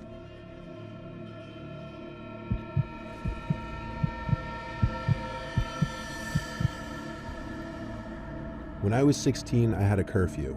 I wasn't allowed out past 12 on the weekends. My friend Jose was lucky enough to not have a curfew. It was a Saturday in 2013. My parents were asleep. Jose wanted to go explore some abandoned hospital across town, so I snuck out of my room very quietly and tiptoed down the stairs. I exited through the back door and grabbed my bike from the shed, then I left on my way to Jose's house. From there, I met him and we rode across town. It took about 10 minutes. I followed him the whole way, until we ended up at this fenced-off property. Inside of the perimeter was this tall brick building. It didn't look that old. It was once an active hospital many years ago. The town just never bothered to tear it down. We parked our bikes in a big bush out of sight. Next step was hopping the fence, which was easy. The third step was finding a way into the building. We scanned the perimeter by walking around the building, until we found a basement-level window that was already broken open. Jose went in first. I shined my flashlight into the window for him so he could see. It looked a little scary down there, considering how dark it was. Nevertheless, I wasn't going to bitch out now. It was my turn to enter while he held the light. Once we were in and both had our flashlights on though, it was pretty well lit. There wasn't much in this basement level we entered into. It seemed to be mostly for storage and boiler type rooms. We found a stairway upstairs, and once we went through this rusty door, we were on the main floor, in this hallway that still had some of the lights on. It sounds weird, but having some of the hospital lights still on just made this more eerie. Like we were a little more worried about running into someone. It's not like the whole place was lit up. There would be like one light on here and one light on down the hall, with lots of pitch black corners and dark gaps in between. There was also this loud buzzing, whistling sound that we couldn't pinpoint. It was kind of creepy. We started exploring by taking a look into each little room. Most of the expensive stuff seemed to be cleared out, like the beds and equipment. The place was kind of clean for an abandoned building, though. It seemed not many people explored it. That or just previous people didn't trash it. Though there were some holes in the walls, and some things thrown on the floors, as expected. There was one room with the door closed. We tried opening it, but it was locked. Extremely weird, considering every other door was opened. Jose had a good point, though. Patients' sleeping room doors aren't permitted to have locks on them, so that meant something was blocking the door. We also heard noises on the other side of the door, like very, very light thump sounds. We went into the adjacent room, and there were a bunch of tiny holes in the walls. There was one hole in the wall adjacent to the next room over with the blocked door, a hole big enough to look through. I quietly got on my knees to look through it. My eyes had to adjust to the darkness, but after a second, I could see a woman in a long white dress, leaning on the far wall, seemingly looking at the door to the room. I was truly about to piss myself after seeing her. I whispered to Jose to look. He didn't believe me, but when he looked through the door, he gasped. We whispered to each other, wondering if we should get out. Jose said yes. He stood up and went to the door to the room. I got on my knees one more time to look through the hole again. As I put my eye up to the hole, the entire room was now blocked, because the woman had gotten on her knees and was looking through the hole back at me with this huge smile on her face. I screamed so loud it definitely echoed throughout the whole building. Jose didn't even ask why, he just ran for it with me back to the way we came in the basement. He crawled up through the window first, then me. The whole time I was trying to squeeze through the window, I was scared she was going to come up behind me and pull my legs back in. When we were both outside, we ran for our bikes and pedaled all the way back to Jose's. We didn't laugh about it at all. It genuinely was nightmare fuel. I went straight home after saying bye to him. I didn't feel safe being anywhere but inside my house, in my bed. I don't believe in ghosts, so I don't believe that was a ghost. I believe there was actually some psychotic woman in there. But all I'm saying is if I did believe in ghosts, I would 100% believe that's what I saw in that room.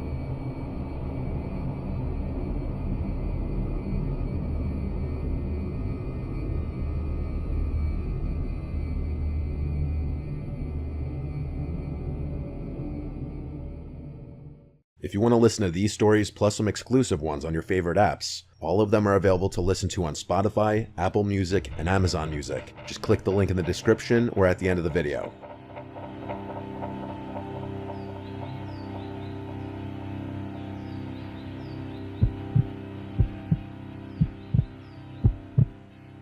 There's an abandoned motel called the Royal Hawaiian Motel. It's been abandoned for, I'm pretty sure, well over a decade. I do a lot of solo urban exploration, sometimes at night.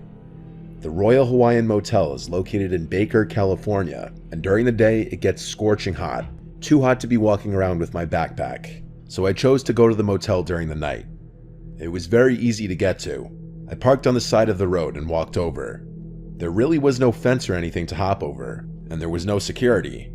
It was one of the easier structures to get to that I've explored for sure. In the back was a really deep pool with a ton of graffiti.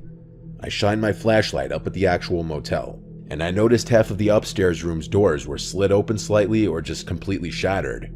Kinda creepy looking, but also expected since the place had been abandoned for so long. Of course, other people have explored there. A part of the motel also looked like it had been engulfed in flames and partially burnt down. I looked around the outside for a little while. It was late at night, so there were no sounds of nearby passing traffic. Besides the sounds of my shoes stepping over various pieces of debris, at one point my blood ran cold when I heard a voice from somewhere in the vicinity. It sounded like a female's voice. My first instinct in these scenarios is to assume it's some kind of security worker or somebody who may cause trouble for me, so I typically tend to walk out of sight and hide. That's what I did. I ran to one of the other rooms on the ground level and turned off my flashlight. I waited just a minute, and after hearing nothing, I turned it back on. I looked around this little room I was in, and the walls were littered with graffiti. There was only one piece of furniture in here. It was a little dresser with like 4 drawers on it, and then some dusty, dirty old mattress on the floor. I wondered if homeless people would come and sleep here, but honestly, it's just so far away from any real civilization that I doubted it. I left the room and continued around the motel.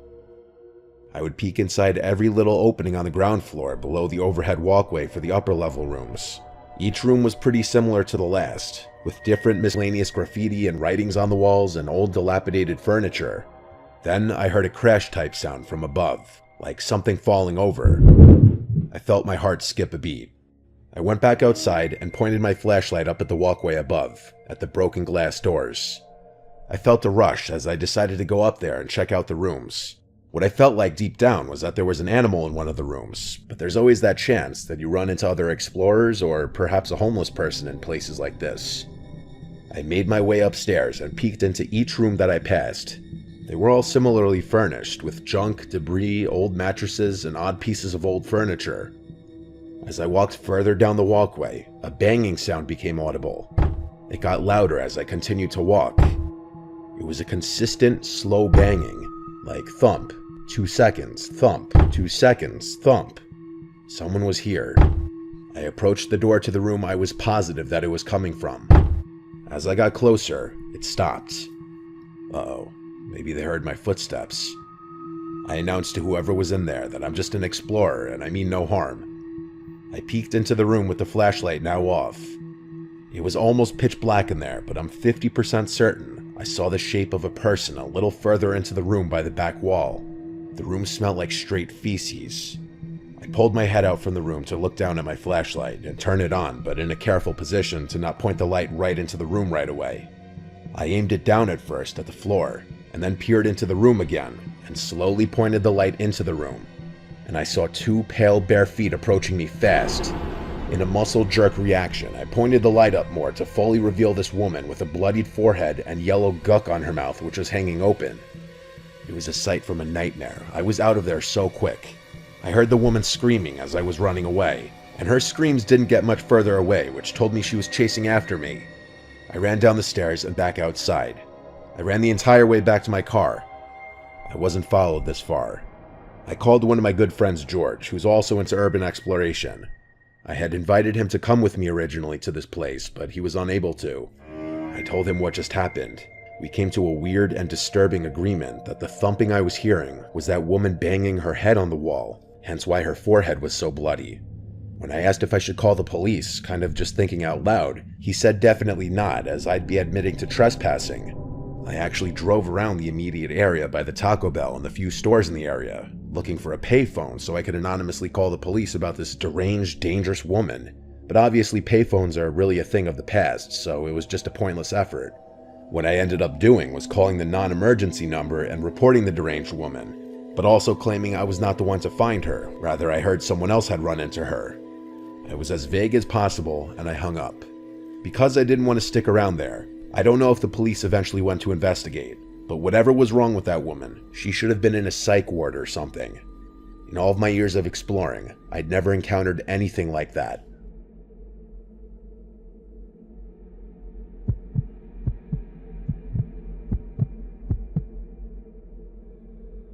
A few years ago, I lived in a small town.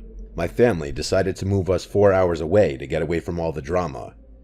While my parents were out of town picking out houses, I brought my friend over and called up my cousins to take a little road trip.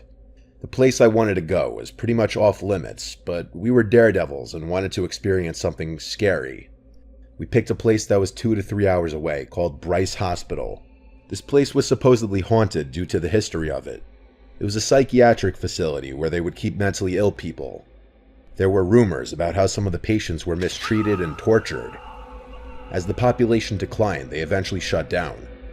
Over the years, the building began rotting and succumbing to nature. We decided to leave around 11 p.m. so we could make it there by 2 a.m. The car ride was pretty fun, and we were all very pumped to see what we would find. We arrived around like 2:43 a.m. and stopped at the beginning of the dirt road that led to it. We sat there for a few minutes, contemplating if we should really do this or not, because we already had a bad feeling. After 10 minutes of staring at a dark road, we decided to go on. As we went down the road, it felt like it would never end. The grass was fully grown and there were branches everywhere. It was pitch black and we could barely even see the road. We finally made it to the building, and once we did, we all just stared in amazement. It was huge. The roof was rotted off and vines were growing all over the walls.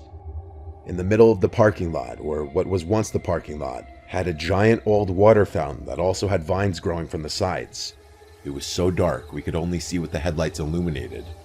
We turned the car off and got out. We began walking into the building, and the first thing I noticed was pentagrams sprayed all over the walls. We kept walking farther in, and made our way up the stairs, which was very hard considering they were practically non-existent. We climbed a ladder and got onto what was left of the roof. We looked around, and noticed a light in the front of the building. It looked like a phone light. We called out, but nobody answered, and the light vanished as quickly as it appeared. My cousin told us to follow him into another room so he could make sure we were safe, but I had a terrible feeling. I wandered off into another room that was right beside the room they were in. I looked around and saw old mattresses and more graffiti. I heard my cousins talking when all of a sudden, I heard a faint sound. It was like someone threw a rock at the window of the room I was in. I didn't think anything of it and kept looking around. I met back up with my cousins and friend. We decided to go to the basement to check it out. Once we got down there, we had to take a break because it was difficult getting to the bottom due to the stairs being smashed. We sat there catching our breath until we heard a voice from the back of the room. We all paused, looking at each other. I was too afraid to move, fearing whatever was in there would come after me. My cousin walked back there slowly and shined his light around. As the light reached the far end of the room, he saw someone squatted, looking towards the wall. My cousin began backing up slowly, with the light still on the guy. Once he got back to where we were, he lifted us out and began pulling himself out. Once we were out, he yelled to the man, asking if he was okay. The man turned around and stared blankly at us. There was a moment of silence before the man let out wild screams. He began running towards us. We all started screaming and running away. We had no idea where to run, but ended up climbing out of the window. We ended up in the woods behind the building.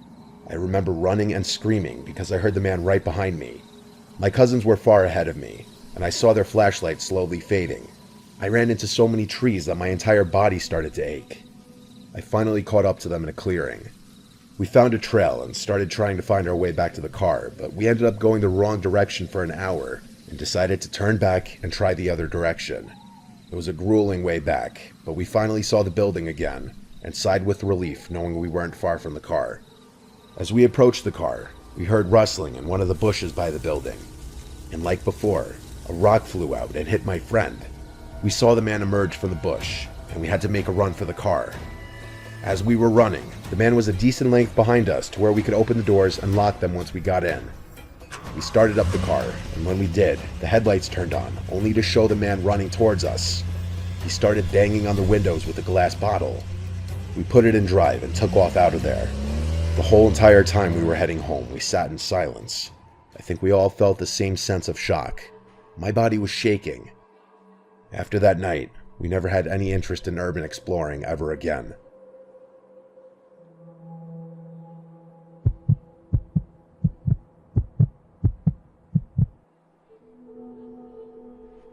This happened in the countryside of Georgia. I was 15 at the time with my brother Seb, who was 18. Seb was big on exploring creepy places, and he somehow heard of this huge abandoned house not far from us from someone he knew. I guess he didn't want to explore it alone, so one day he brought me along with him to go check it out. Seb parked the car in a rather hidden location, covered by a bunch of trees. The house property wasn't visible from here. We'd have to walk down this concrete road that clearly hadn't been touched in forever. There were giant cracks with grass and weeds growing through it just about everywhere. All the grass around the road was overgrown, almost overtaken with weeds as well. Suddenly we noticed a woman down the road walking behind us in our direction. I asked Seb what we should do, and he said to just play it cool. If we started to run, it would look suspicious. The woman was walking with both her hands folded behind her back, as if she were going for a relaxing stroll. We kept walking at our regular pace, maybe picking it up a bit just slightly. I turned around once more, and she was much closer now, and I could see a smile on her face. She was looking back at me. Then she said, "Lovely day today, isn't it?" My brother and I simultaneously responded, "Yeah." She kept walking behind us, getting closer and closer. Then, as she was almost right on top of us, with her hands still folded behind her back, she said, "I have to go to bed now." Seb and I looked at one another with confused looks. We both picked up the pace now without saying a word to each other. We just saw in each other's faces that it was time to speed up and get away from this woman. My brother turned around one last time and said, "Have a great day, ma'am."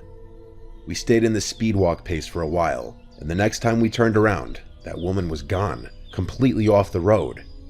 That meant she must have taken off into the woods, which was incredibly creepy. It was absolutely a chilling start to this little field trip. We made it to the house. It was noticeably deteriorated. There were vines of ivy growing up certain parts of the walls. Some of the glass windows were shattered, meaning it had been explored before. And that's exactly how we entered the house, through one of the broken windows. We climbed in, making sure not to cut ourselves on any broken glass. Right from the start, surprisingly, there was a lot of stuff left behind, like all the furniture, albeit it looked a little worn out, all the wall decor, the little decorations on the coffee table. Even when we went into the kitchen and checked the fridge, there were food items left behind. Very rotten food items. Opening that fridge was like getting smacked in the face with the smell of death. After checking the whole first floor, we went down to the basement.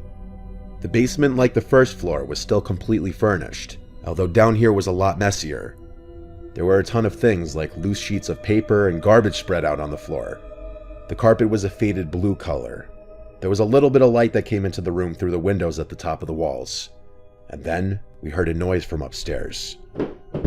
A distinct thump. We both just froze like statues, waiting for any kind of noise again. Within a few seconds, we chalked it up to just being a noise of an old, deteriorating house. There wasn't much else to see in the basement, so we went back up to the first floor, and the only place left to check was the upstairs. At the top of the stairs, from what I remember, was the bathroom directly in front of the stairs, and then to the left was a small hallway that led to an open door, and then the hallway cut left. I don't remember what was to the right, but I'll tell you why in a second. Seb and I went left and into the first doorway. It was a bedroom. A decently sized bedroom, but it didn't seem like the master bedroom. There was a double bed in there, and an antique-looking dresser. There were some old articles of clothing left behind in the dresser, nothing I wanted to touch. Seb left the room first, and then he said my name, in a very concerned, scared-sounding tone.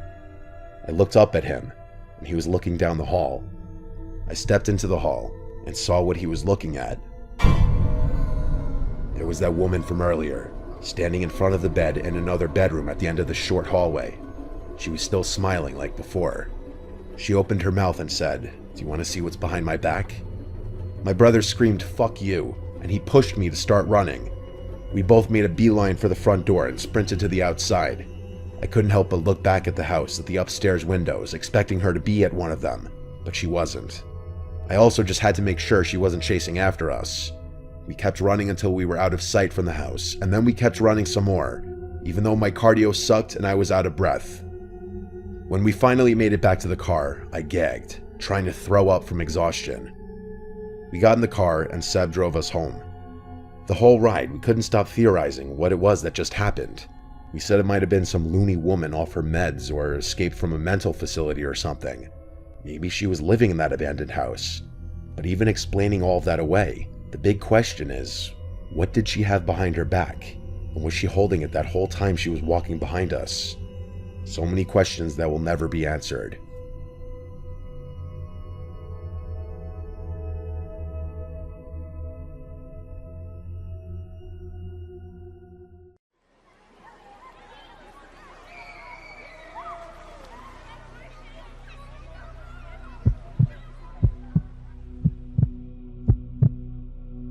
This happened spring break, about 4 years ago.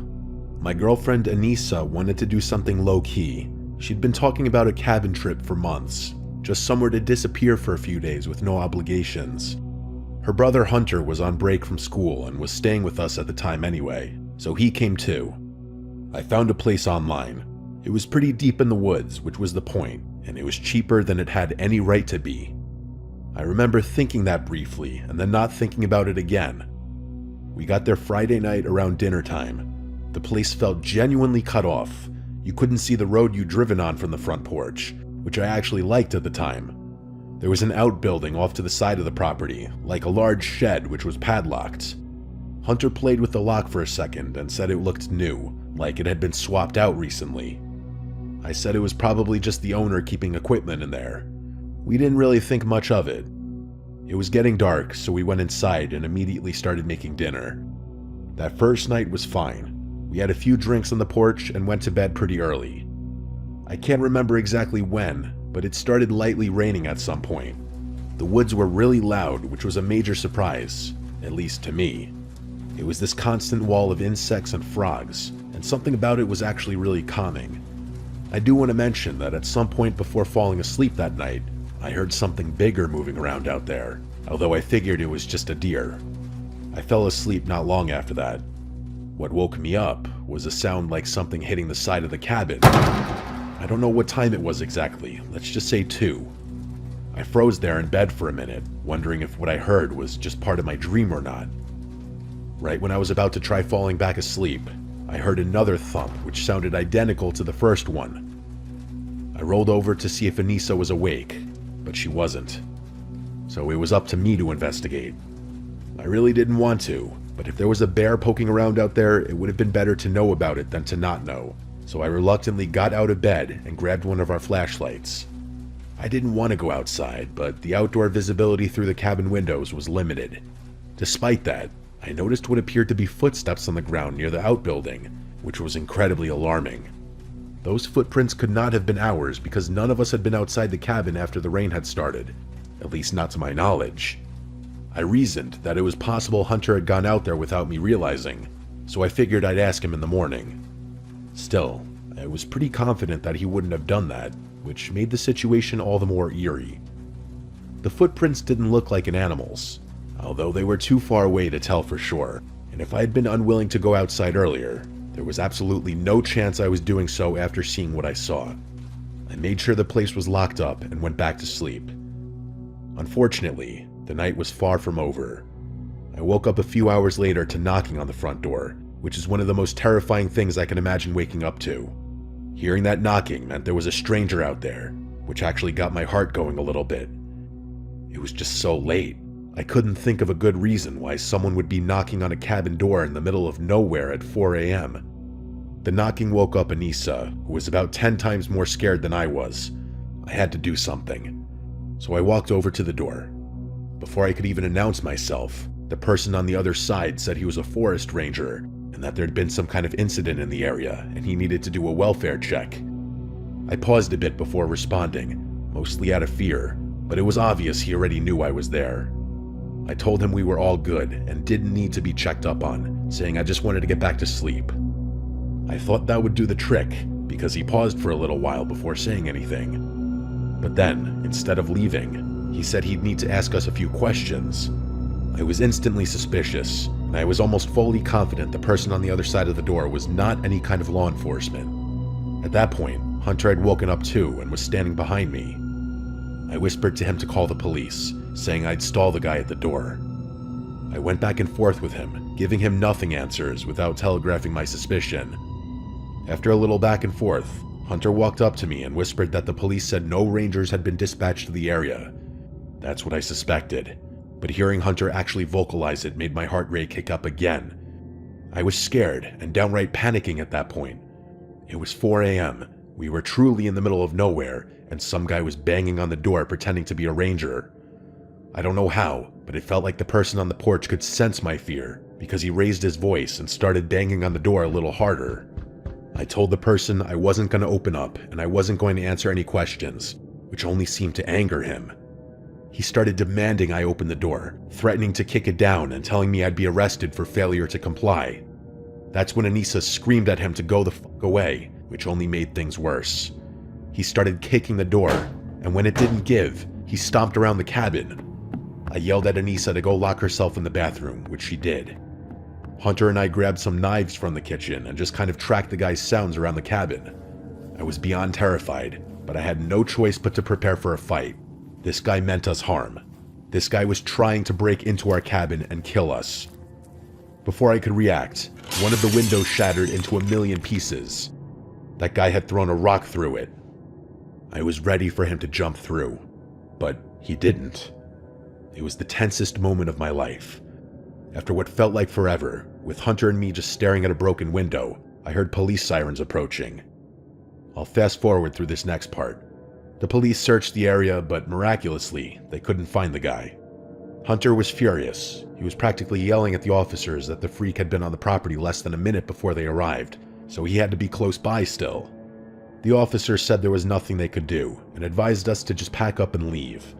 So that's exactly what we did. It's not like we had much of a choice. But Hunter wouldn't let go of how incompetent those officers were being. It was only after the fear and adrenaline wore off, and we were driving away, that I realized how truly insane what just happened was. For someone to even know about that cabin in the first place was so unlikely. It was like they planned it. And what they even wanted was a mystery in and of itself. All in all, it was an extremely uncomfortable and unsettling experience.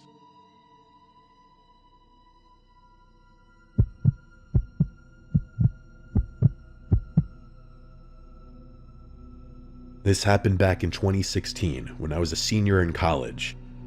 I was in a frat, TKE, and one of the traditions that came with being in Greek life, at least at our school, was that you spent spring break with your brothers and whatever sorority or sororities you were affiliated with. The groups were typically huge, usually 30 or 40 people, and everyone packed into the same rental or resort for the whole week.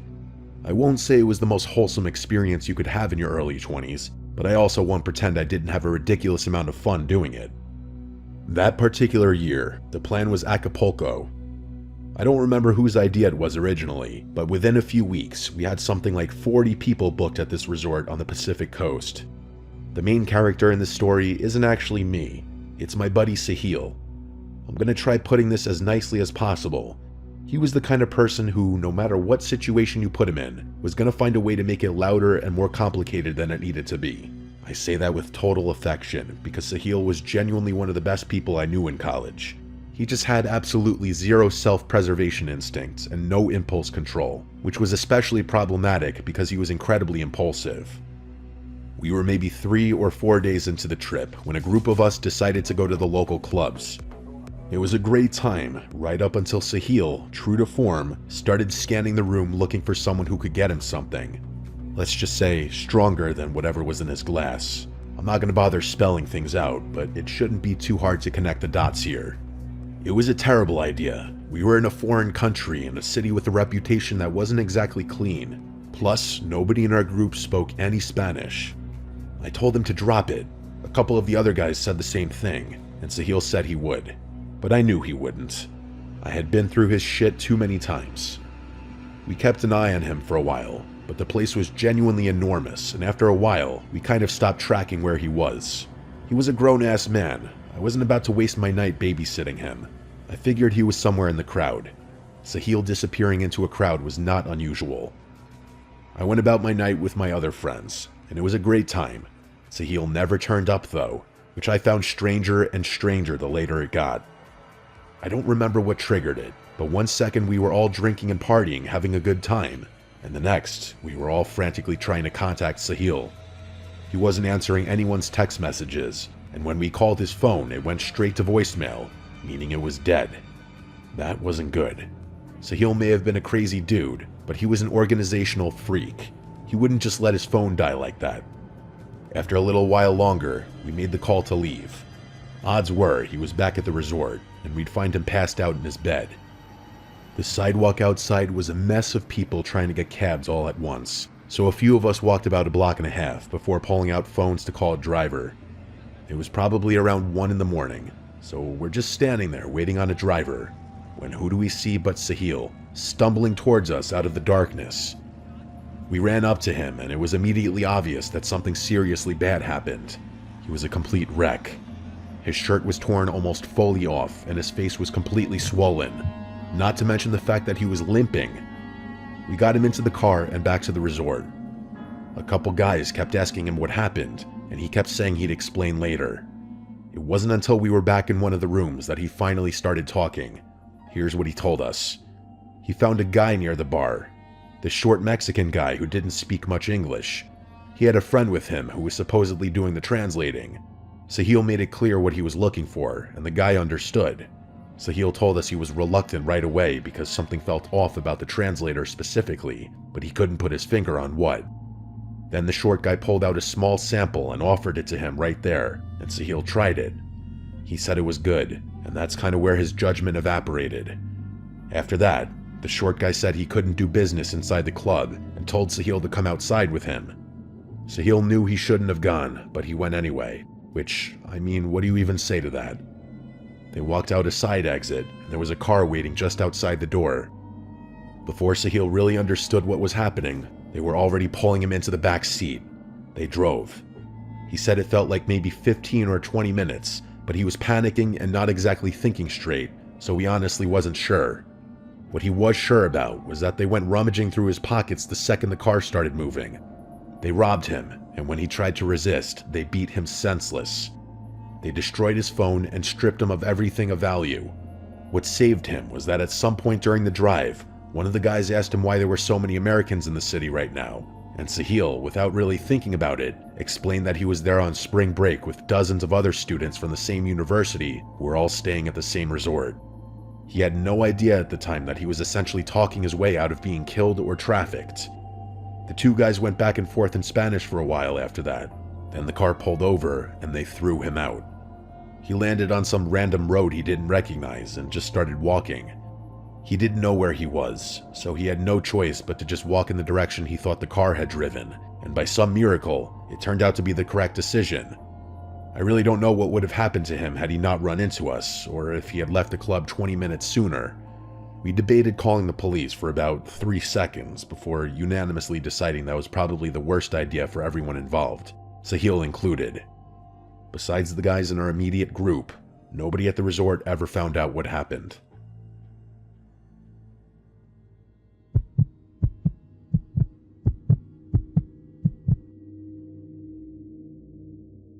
I've been keeping this one bottled up for quite a while now. This happened during spring break of my junior year. I graduated a while ago, so we're going back a few years here. I should mention that I'm kind of a paranoid person. I've just always been naturally observant, skeptical, and cynical. Those honestly aren't the healthiest traits to have. I end up spending a lot of time overthinking and worrying about things that don't matter, but I can't control it. My ex-girlfriend Anna had this friend named Lena. Lena was the type of girl who always knew where the party was and was plugged into every group chat and social circle imaginable, which is why it wasn't surprising in the slightest when she approached Anna with a spring break plan. She said a girl she knew had told her about a lake house trip out in the Ozarks. According to Lena, a bunch of people from that girl's sorority and some of the affiliated frats were renting this big house on the water for the week. Pretty standard, to be completely honest.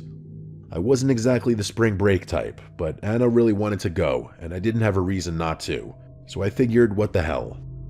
There were 4 of us: myself, Anna, Lena, and Lena's boyfriend Colby. Colby opted to drive because he had the biggest car, which was pretty chill of him. It was a long but good drive. Everyone was in a good mood. The final stretch was this long, twisting road that didn't have many houses on it. We pulled up to the house around 5 in the afternoon, and my first thought was that Lena had severely undersold it. The place was massive, right on the lake with this humongous wraparound deck and a dock that went way out over the water. It was the kind of house that makes you wonder who actually owns it. There were also way more cars in the front of the house than I was expecting. Lena had made it sound like there'd only be 15 to 20 people, but I counted at least 25 cars in the grass lot next to the house, with more parked down the road because there wasn't room. That's where Colby had to park. We walked up the front steps to see a guy standing near the front door. He seemed to be about our age, or maybe a little older. He introduced himself, but I don't remember his name, so I'll just call him the host. He seemed friendly enough, but the very first thing I clocked about him was that his speech seemed rehearsed, like he'd had this exact conversation multiple times. And to be fair, he probably had, but it still felt weird to me. You know those safety speeches frat pledges have to give before letting you into a party? It felt kind of like that. He gave us the rundown. He told us where to find our rooms, how to navigate the house, when we could do this or that. Typical house rule stuff like that. Then he brought up the car keys.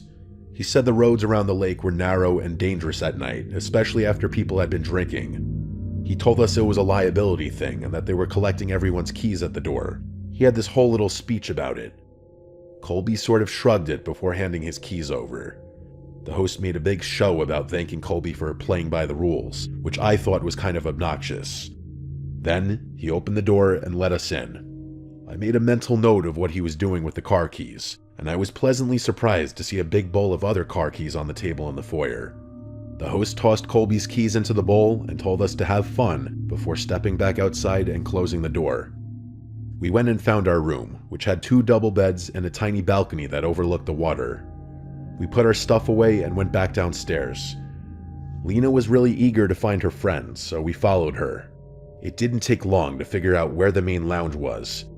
It was this giant open room on the first floor that was lined with full glass windows, so you could get a wraparound view of the water. It was honestly pretty awesome. There must have been at least 30 people hanging out in that one room. But the weird thing was that Lena didn't recognize a single one of them. They all looked like college kids, Greek life people even, but Lena couldn't find her friend or anyone else she knew in the crowd. I wasn't just going to stand there in the corner, so I walked over to the fridge, grabbed a beer for myself and Colby, and made my way over to the pool table, which no one was using. I've never had a hard time connecting with new people, so I didn't really care that we didn't know anyone. Colby didn't seem to care either.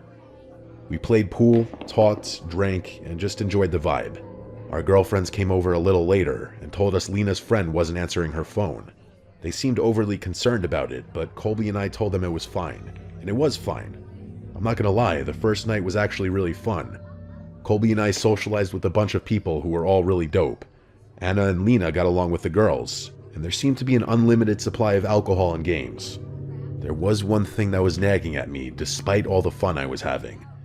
It was the host. He wasn't really partying, but was always there, walking through the rooms and occasionally talking to people.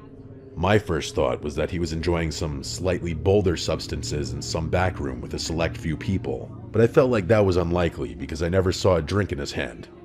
At one point, I saw him standing near the back door with a clipboard, like an actual physical clipboard with paper on it, and he was writing something down. Most of the party felt like strangers getting to know each other, which is kind of what I expected, but there were maybe 8 to 10 people who interacted with each other differently.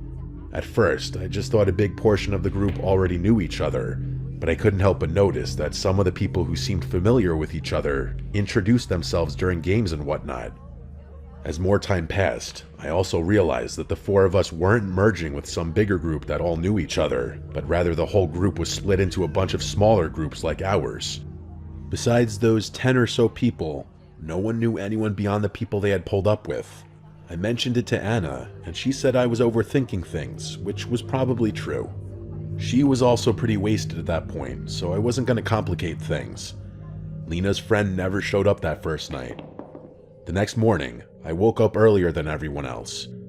I went down to the kitchen and made myself a coffee. Then I went out on the deck to sit by myself for a while. I made note of the fact that the bowl with everyone's keys wasn't by the front door anymore, which was a little odd. I wanted to be left alone, so I chose to sit on the side of the house, with the driveway to my left and the water to my right. It was actually really peaceful. Around mid-morning, I noticed a couple I'd seen the night before packing up their stuff. They said goodbye to a few people, and I watched them drive out of sight. Fast forward to later that night, and we're sitting by the bonfire. I was sitting with Anna and a few other people when I happened to glance across the fire toward the far end of the circle. There was a couple sitting together, slightly further back from the group than everyone else. They were positioned with the fire between us, which made it harder to get a clean look. But I kept watching. I realized it was the same guy and girl from earlier, the ones who had left in the morning. I was dead certain of it. I told Anna, and she gave me this confused look. She hadn't seen them leave, so she probably assumed I was misremembering things. There wasn't much I could do to convince her, so instead, I just got up and immediately made my way through the house. I remembered which car was theirs, so I was going to see if it was still gone. I made it to the driveway, and to my surprise, the car wasn't there. Despite that, I was positive the people I had seen were the ones who had left, but by the time I got back to the bonfire, they were gone. I couldn't find them anywhere, and it bugged me for the rest of the night. I didn't bother telling Colby or Lena, and every time I mentioned it to Anna, she told me I was being a psychotic buzzkill. The next morning, I made it a point to wake up really early again. I wanted to go for a walk. I'm not really sure what it was I was looking for, but I needed to convince myself that I wasn't trapped and that there was something outside that house and those people. About a quarter mile down the road, past a bend where you couldn't see anything from the house, there was an equipment shed, some kind of storage building for groundskeeping staff. I walked around it, and my jaw damn near hit the floor. It was the couple's car from the day before. I was sure of it. I just stood there. I don't know how long. I wasn't scared. It was more like confirmation of something I already knew, but I hadn't been able to prove. I turned around and walked back to the house without telling anyone. I was starting to freak out after that. Why would someone pretend to leave? And then I started thinking about those people they had been saying goodbye to, and I wondered if they were in on it as well. I knew what I had to do. That afternoon, I found that couple near the dock. It took me a really long time to find them, and I had to make up some bullshit excuse to tell Anna. I didn't even sugarcoat it. I just bluntly asked them if they had left the morning before. They both gave me a funny look and acted like I was crazy, but I could tell my question struck a nerve. I swear to God, though, it was like everyone around could hear our conversation. There weren't that many people around, but while I was standing there, everyone quieted down a little bit, and I couldn't help but feel like there were eyes on me. Luckily, Anna appeared out of nowhere and told me to have a drink with her. I initially wanted to press that couple, but the way everyone else reacted made me feel deeply uncomfortable in a way that's hard to describe. I told Anna everything, and she actually took me seriously when I brought up the car detail.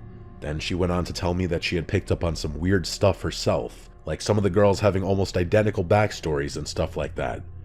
I suggested leaving early, but she told me that was probably premature.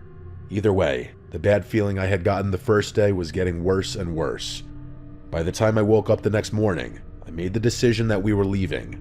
Anna agreed. Colby and Lena were a different story. Colby straight up laughed at me. He said he wasn't cutting the trip short because I had a theory. Lena admitted it was weird that her friend had basically ghosted her and that she didn't recognize a single person in the house, but she wasn't ready to panic over a parked car.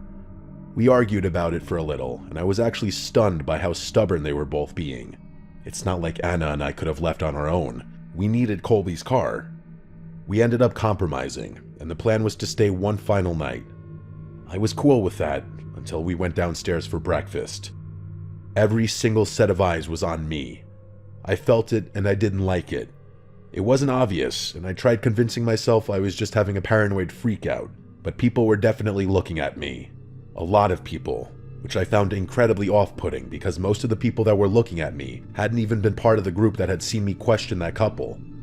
I started feeling like something really, really terrible was going to happen if we stayed in that house for even a moment more. Anna felt the eyes too, because she whispered to me that people were looking. I got up from where we were sitting and walked right over to the host, who was standing near the corner of the room. I told him we had to take off and that I needed my keys. He smiled like a fucking robot, then asked if everything was okay. I told him something came up and we needed to head home, to which he actually asked, "What happened?" I hadn't thought of a fake excuse, so I just told him it was a family emergency. He kept diverting the conversation, saying things like some people had planned a boat thing for the evening, and that the nights always get better as the end of the week approaches.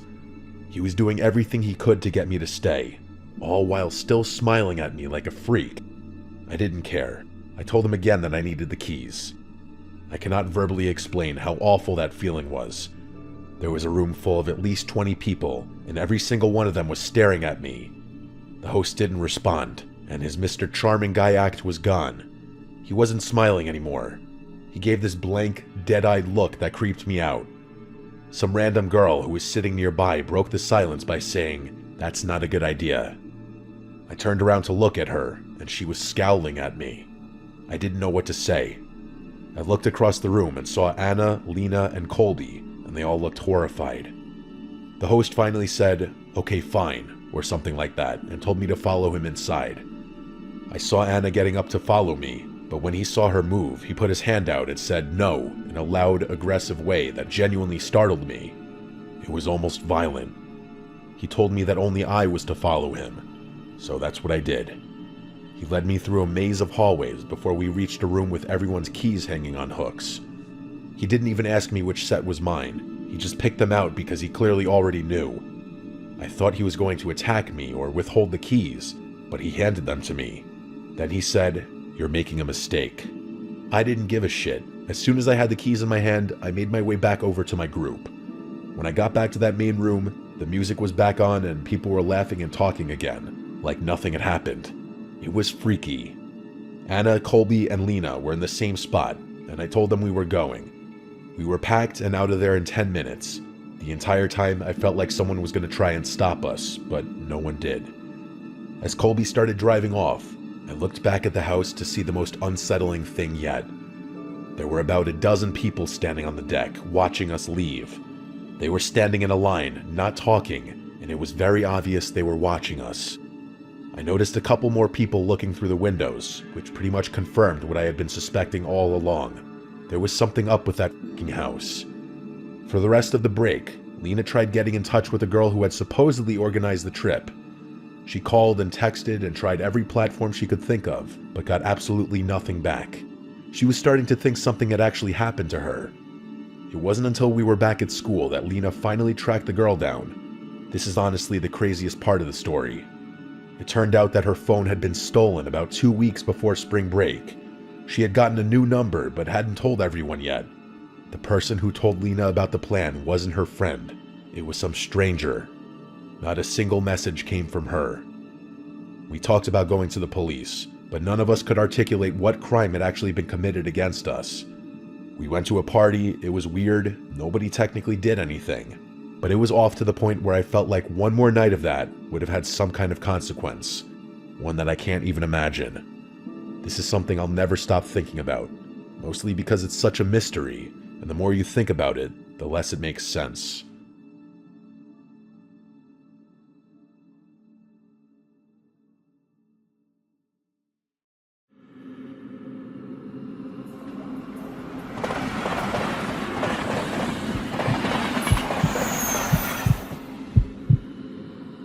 Hopefully I don't dox myself by writing this, but I'm a graffiti artist, or as some might see it, a delinquent. I'm fine with either title. Point is, I like to spray paint, and I'm decent with a can in my hand.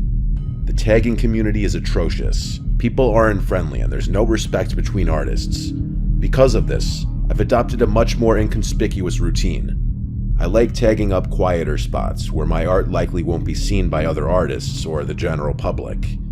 Old train lines are usually a good bet, since the train cars are endless and new trains get decommissioned and left to rot on them all the time. My friend Lucas likes to come with me when I tag up, even though he's not big into the whole thing himself. I welcome the company. Some people don't understand the importance of a good friend, and I think that's sad. Most of my other friends don't seem to respect my time or interests as much as he seems to. Lucas and I found ourselves smoking on some nameless set of old tracks I found earlier that day on Google Maps. I'm not a big stoner myself, but he smokes a lot of weed, so I often indulge to match his vibe. It wasn't that late, maybe a little past 10 p.m. We finished a J and talked as we walked alongside the old, rusty freight train. Oddly enough, there wasn't a single tag on the entire train. It must have been recently moved here, I thought, excited that I'd get first dibs on such a good surface. I tossed Lucas a can for him to mess around with, and I started doing my own thing. About 5 minutes later, I finished my first tag. I admired it for a bit before moving to the next car, then the next. About 15 minutes and 2 paint cans later, I had 3 decent tags up adjacent to one another, and I was pretty proud of myself for how they looked in combination with each other. Sorry in advance if this offends anyone, but I tend to discard my empty cans wherever they go dry. So I flung them back the way we had come, enjoying the satisfying clattering sound a ball bearing makes when bouncing around the inside of an empty can. I then caught up with Lucas, who had seemingly rolled and lit another joint, neglecting the paint I had given him. For context, the reason I'm not a big stoner is because I started getting unbearable anxiety highs much more frequently, maybe 90% of the time. In hindsight, smoking 2 J's with Lucas was a borderline detrimental decision. After all, we were doing something illegal, which was already pretty anxiety-inducing. I smoked the second joint anyway, confident that I'd be okay. As soon as the final sparks floated off the J, that's when we heard it. A muffled clang from somewhere behind us rang out into the night. The two of us froze and stared into the darkness. I could feel droplets of sweat forming around my neck as adrenaline began coursing through me. I couldn't tell if the sound had come from outside of the train or from inside one of the cars. It was hard to tell which option was worse. We waited for a full minute in silence, and nothing. That's when I whipped out my phone and recorded this video. Bro, what the fuck was that? No way, bro. You fucking heard that? I heard that shit. What the fuck? Ah, fuck! As the video shows, whoever made that noise picked up one of my empty paint cans and threw it at us, before chasing and shouting at us. You can't really see the paint can in the video, but I swear to you, that's what the first sound was. As we frantically made our escape, whoever was behind us yelled, "You better not trip, boy." A few seconds later, an actual gunshot sounded off behind us, almost causing Lucas to trip and fall. It startled me so much that my finger slipped off the record button on Snapchat and the video cut out. We bolted down the tracks until they intersected a main road and didn't stop running until we were a safe distance away. I don't think I've ever been more terrified in my entire life. It didn't help that I was stoned out of my mind. My hands were literally shaking. So were Lucas's. We found our way back to the car and drove home in silence. What was I supposed to do? Call the police? I was literally breaking the law. That wasn't an option. The story doesn't end there, though. I actually went back to those tracks a few weeks later, but this time during the day and equipped with my trusty Glock 17. To my surprise, the train was still there. Despite that, there was a pretty glaring difference this time around.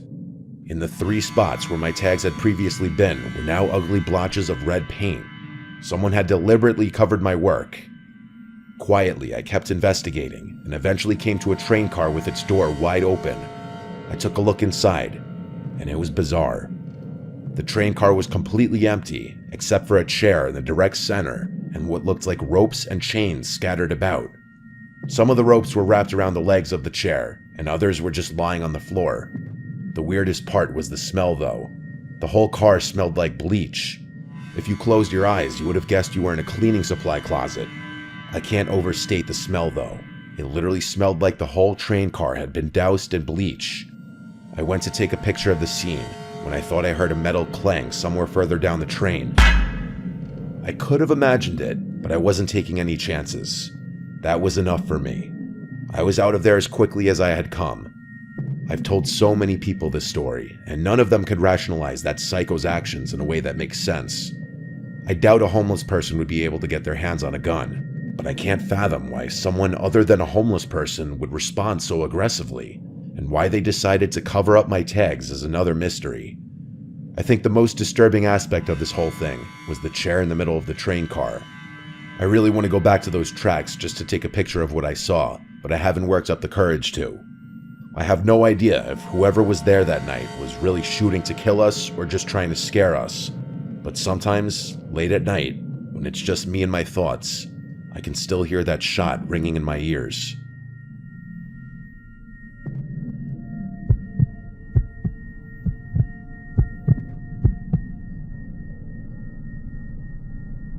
As I'm writing this, it's early July. This story took place at the beginning of summer. I usually try to hang around my college town or travel to Europe in the summer as a way to avoid going home, but that wasn't a possibility this time around. I found myself reluctantly returning home at the beginning of the summer. I just had to make it through 1 week, and then I'd be on a plane to Germany. I didn't really feel like seeing any of my old friends, but I wasn't too keen on staying home either. So I found myself waking up early and spending my entire days hiking, watching movies, or even just driving around aimlessly. It was my last day home. I was getting bored of the stuff I had been doing and wanted to do something a little more exciting. My friends and I used to train hop, one of the many unruly activities that I had since cut out of my life. I decided what the hell and drove to a secluded set of tracks I knew about. Freight trains always passed through here, so I knew there would be many options. The tracks were surrounded by trees and various flora, part of the reason I had chosen them. The last thing I needed was to be caught for doing an illegal activity after having been clean for so many years. I parked my car and made my way over to the tracks. Let me describe the layout so it's easy to understand. This specific set of tracks ran through the trees for a while before entering a tunnel. There was a very small clearing on the other side of the tunnel and then a massive bridge over the water. My friends and I used to ride the train all the way across the bridge, but since it was just me, I would have no way of getting back to my car unless I felt like walking 10 miles. So I decided that I'd hop on the train and take it through the tunnel, hop off, and get a peaceful walk back to my car. I walked along the tracks and waited for a train to pass. It was probably 2 or 3 in the afternoon. Finally, after about 10 minutes of walking, I started to feel the familiar vibration in the rails. I quickly ran to the side and tried my best to stay out of sight. Usually, as far as I know, freight train conductors didn't care enough to report people walking along the tracks, but I didn't want to take any chances. The train passed, and I waited for a good amount of cars to go by before emerging from my hiding spot. I picked a car that looked easily attainable and began jogging alongside the train like I had done 100 times before. Once I was confident enough, I grabbed hold of the ladder and swung myself up.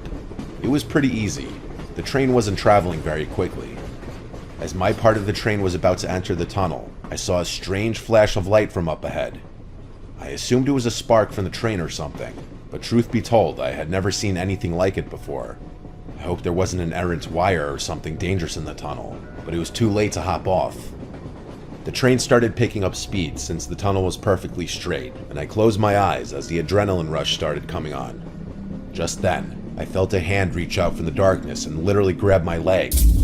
I lost my footing and nearly slipped, but my hands were firmly gripping the train. I screamed and kicked, but the train sped by before I could make contact with anything. Before I could even comprehend what just happened, I felt another hand slap against my leg. I screamed again before scrambling up the ladder, hopefully out of reach. My heart was racing. What the hell just happened? The train exited the tunnel and I hopped off without thinking. I waited for the train to completely pass and watched it chug over the bridge. I remember pacing back and forth in the little clearing, thinking about what just happened. Like, were there really people in the tunnel, and what could they possibly be doing there? Why the hell would they try to drag me down? All of these thoughts and more were racing through my mind when a stark realization struck me in the face. The only way back to my car was through the tunnel. There was absolutely no chance in hell I was walking back through that tunnel with those people in there, especially since they'd be able to see my silhouette and I'd be walking through darkness. I sat on the ground for what felt like forever. There was no other option. I couldn't walk across the bridge without risking my life. A train could come along at any second and the bridge was too long. I considered calling someone to come rescue me, but I wasn't even sure if they'd be able to do anything. Police weren't an option. I was breaking the law just being here. I had no choice. I picked up a rock and started making my way through the tunnel. There were 2 people in there, which I knew for a fact, but there could have been more. I had no idea. I got about halfway to the point where I felt the second set of hands when I heard something. A faint clicking was coming from somewhere in the tunnel. It sounded like a human clicking their tongue, but it could have been made by a machine. It was honestly hard to tell. I froze and thought to myself, continuing to walk this tunnel was a death sentence. I felt a rush of confidence and pulled out my phone. "You better stay back or I'll shoot," I threatened, my words echoing off the tunnel walls. There was a moment of silence. The clicking stopped as quickly as it had begun. I was obviously bluffing about having a gun, but I figured it was better to bluff than just walk in silence. I then pulled up a video on YouTube of a gunshot sound effect, turned up my phone's volume, and played it.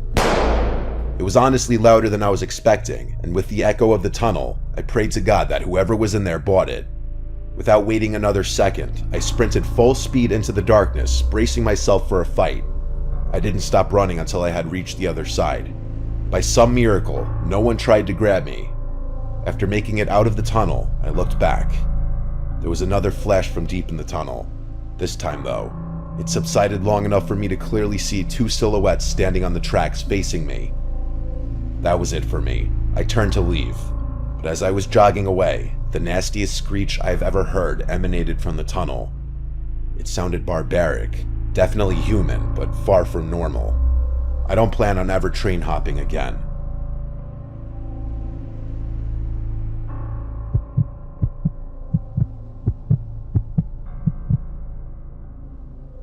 The New York City subway system is a scary place. I've been an MTA worker for 7 years and nothing really surprises me anymore. When friends and family ask if I have any stories though, there is one that stands out among the rest, one that I can't explain. This happened to me about 2 years into the job, but I remember it like it was yesterday. I was pretty acclimated to everything at that point, and things had become routine. I was stationed in Brooklyn at the time, and I was doing some routine maintenance in High Street Station. There wasn't a soul on the platform. It was actually kind of eerie.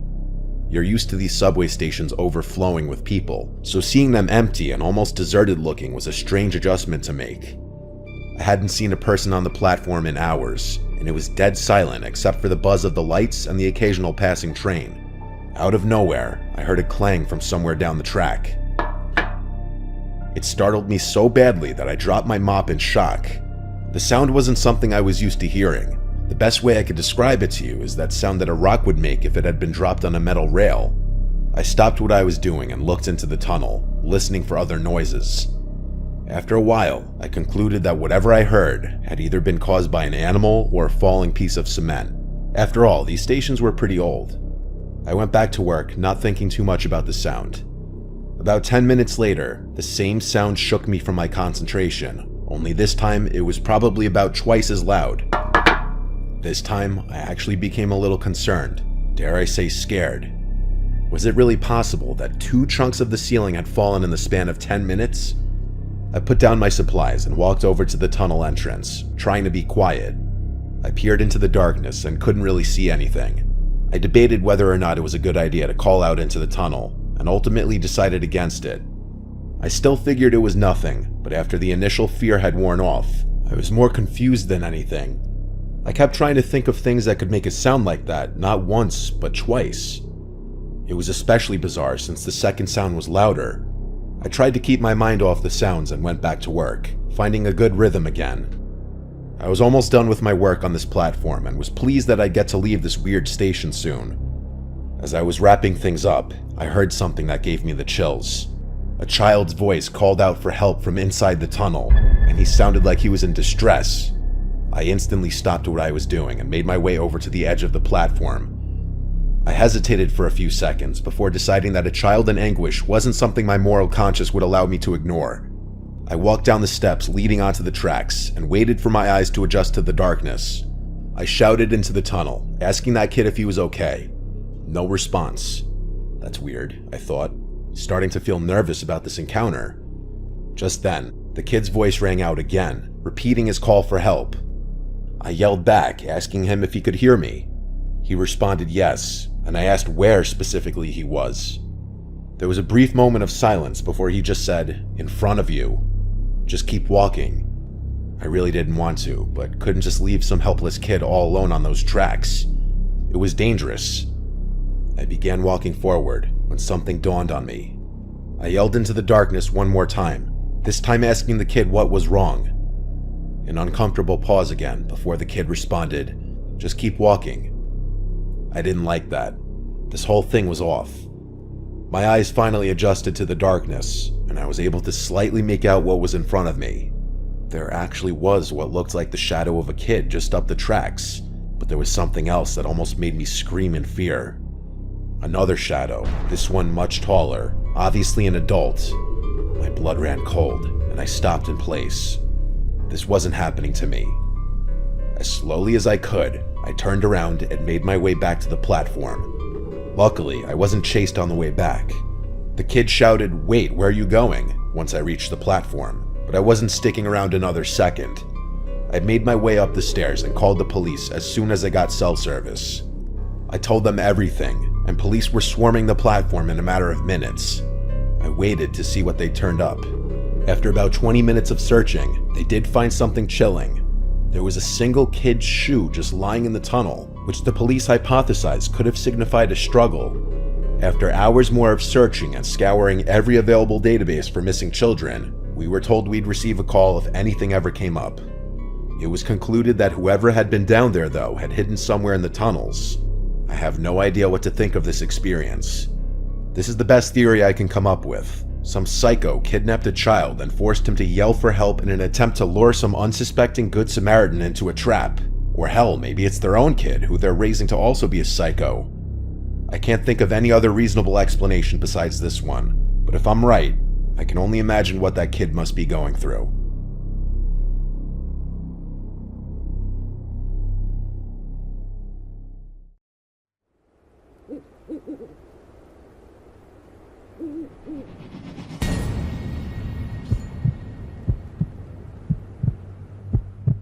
I love the sound of falling snow. It's kind of like watching lightning or seeing a shooting star.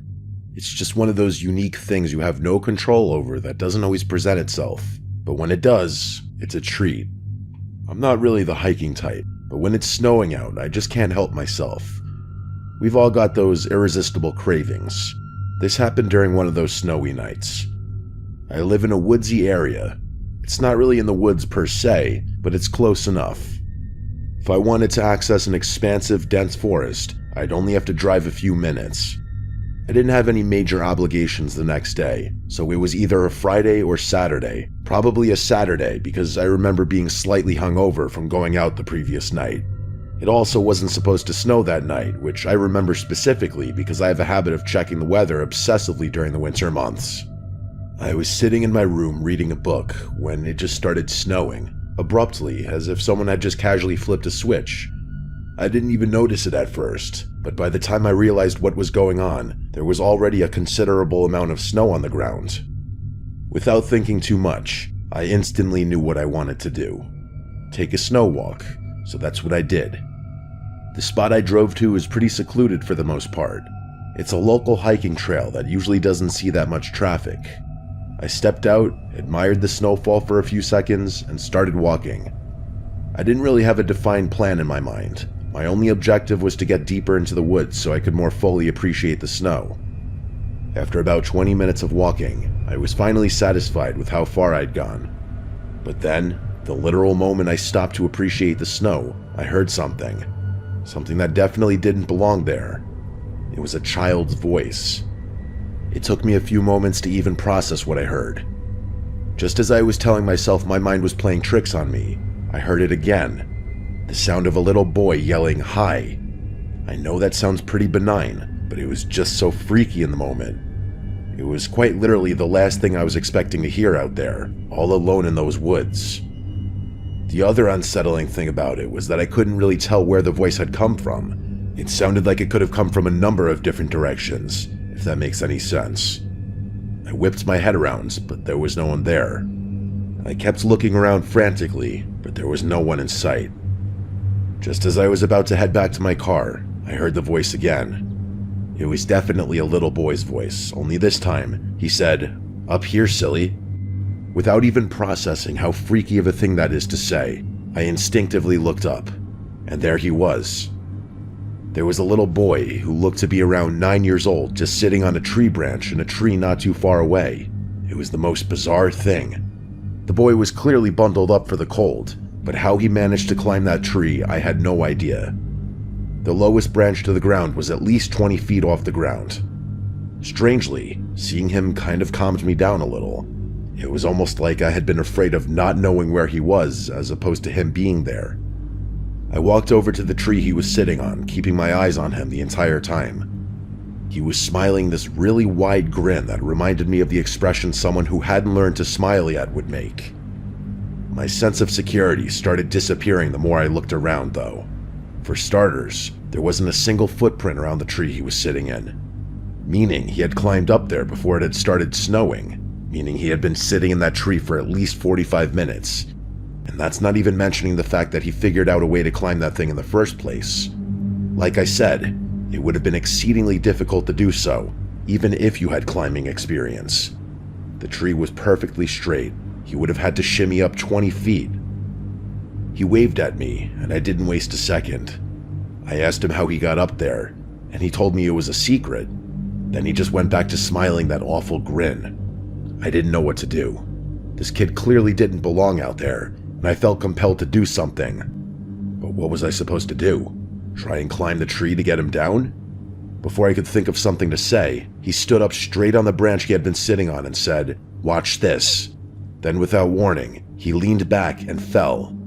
He fell what must have been at least 30 feet. I screamed. There was nothing else I could do. I watched in horror as he landed directly on his back with a gruesome thud. I thought he was dead. There's no way any amount of snow could have cushioned that fall. I ran over to him, but before I could reach him, he sprung up off the ground and started running away from me. It was impossible. Falling from that height should have been enough to kill him. I screamed again, this time out of shock, and I watched as he ran off deeper into the woods. Even with the bright snow on the ground, it was still dark enough for him to run out of sight. I don't know what came over me. Instead of doing the rational thing and turning around, I ran after him. I don't know why.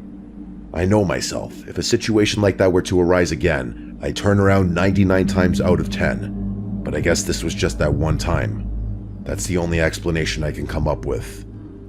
I regained my composure and started following his footprints, knowing he couldn't have gotten far. After a few seconds of running, I started to hear him laughing. Cackling is a better word, honestly. It was really unsettling. It was like he was toying with me, playing a game while I was out there scared to death. His footprints passed a nearby tree, and as I was running past, I felt something latch onto my back. Before I could react, I was tumbling to the ground, and this kid was on top of me, clawing at my neck and shoulders. I started screaming and blindly grabbed at him, but he wasn't letting go. He started wailing too, and I could feel myself starting to bleed. He was tearing into my neck with his fingernails, and I thought he was going to blind me. I managed to stand back up, and with all my strength, I flung him over my shoulder. He hit the ground, immediately got up, and ran deeper into the woods, still laughing. This time I didn't chase him. If it weren't for the cuts on my neck and the blood on my hands, I might have just stood there forever. The cuts didn't feel that deep, but but there was an uncomfortable amount of blood. I hadn't been wearing a scarf, so I pulled off my hat and wrapped it tightly around my neck. My hands were shaking and soaked with my own blood, and I was having a panic attack. The next 20 minutes are really fuzzy, probably because I was so terrified and I had lost so much blood. The next thing I remember is being in the back of an ambulance, and then after that, I remember talking to some police officers about what happened. I got the medical attention I needed and was asked to recount my story like 10 times. At the time, I didn't realize what was so unbelievable about it. I would only later learn that while I had been in the hospital, the police had searched the area and found nothing. What's worse, they allegedly followed my footprints and only found the one set, mine. I remember being so emotionally distraught when I found that out. I was furious at the thought that they hadn't searched the woods thoroughly, but why would they lie? By the time I was discharged from the hospital and done talking to police officers, I didn't have much energy to do anything other than sleep. I can't remember if this was the day after or 2 days after. Like I said, things got a bit fuzzy, but I eventually went back to that hiking trail. It had snowed considerably since then, so it wasn't too surprising to find that my footprints had been snowed in. I searched the entire forest. It must have taken me hours, but there was no sign anyone had been there. This is still one of the freakiest things that has ever happened to me or anyone I personally know.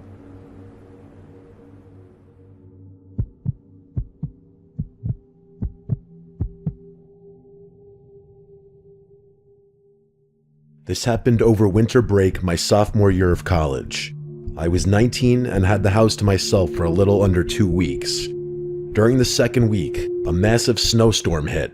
The forecasts were predicting something crazy, and they definitely weren't lying. By the time I woke up that Saturday, there was already close to a foot on the ground, and it was still coming down hard. Plows couldn't keep up, and by late afternoon, the roads were basically impassable.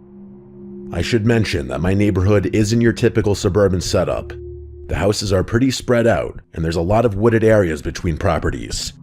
It's nice in the summer, but in the winter it can feel kind of isolated. That day, with the snow piling up and no cars on the road, it felt even more so. I was bored out of my mind by like 6 p.m. The Wi-Fi knocked out while I was sleeping, so I couldn't even pass the time by playing video games or anything. For context, my only hometown friend is this guy named Ryan, and I knew he was around because I had literally hung out with him the day before. So while I was dying of boredom in my room, I got this idea that I thought was hilarious at the time. I was going to walk to his house and surprise him.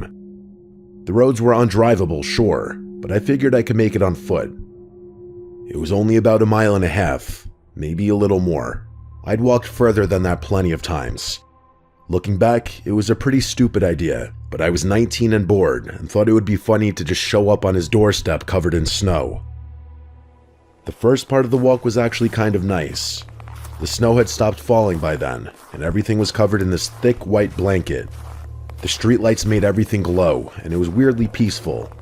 I could hear my own breathing and the crunch of my boots, but that was about it. There wasn't a living thing out there. About halfway there, the route cuts through this stretch where there aren't any houses for a while. It's mostly just trees on both sides of the road and a few empty lots. During the day, it's nothing special, but that night, especially with all that snow, it felt different. That's when it really hit me how alone I was. It was a really strange feeling. I kept walking, and out of nowhere, I saw headlights up ahead.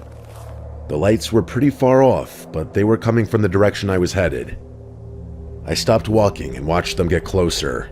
It was definitely a snowplow, and it was moving really slowly. But then out of nowhere, it suddenly veered hard to the right, like the driver had lost control or was trying to avoid something. I watched them cut across the road and disappear into the tree line. There was this muffled crunching sound, and then everything went quiet again.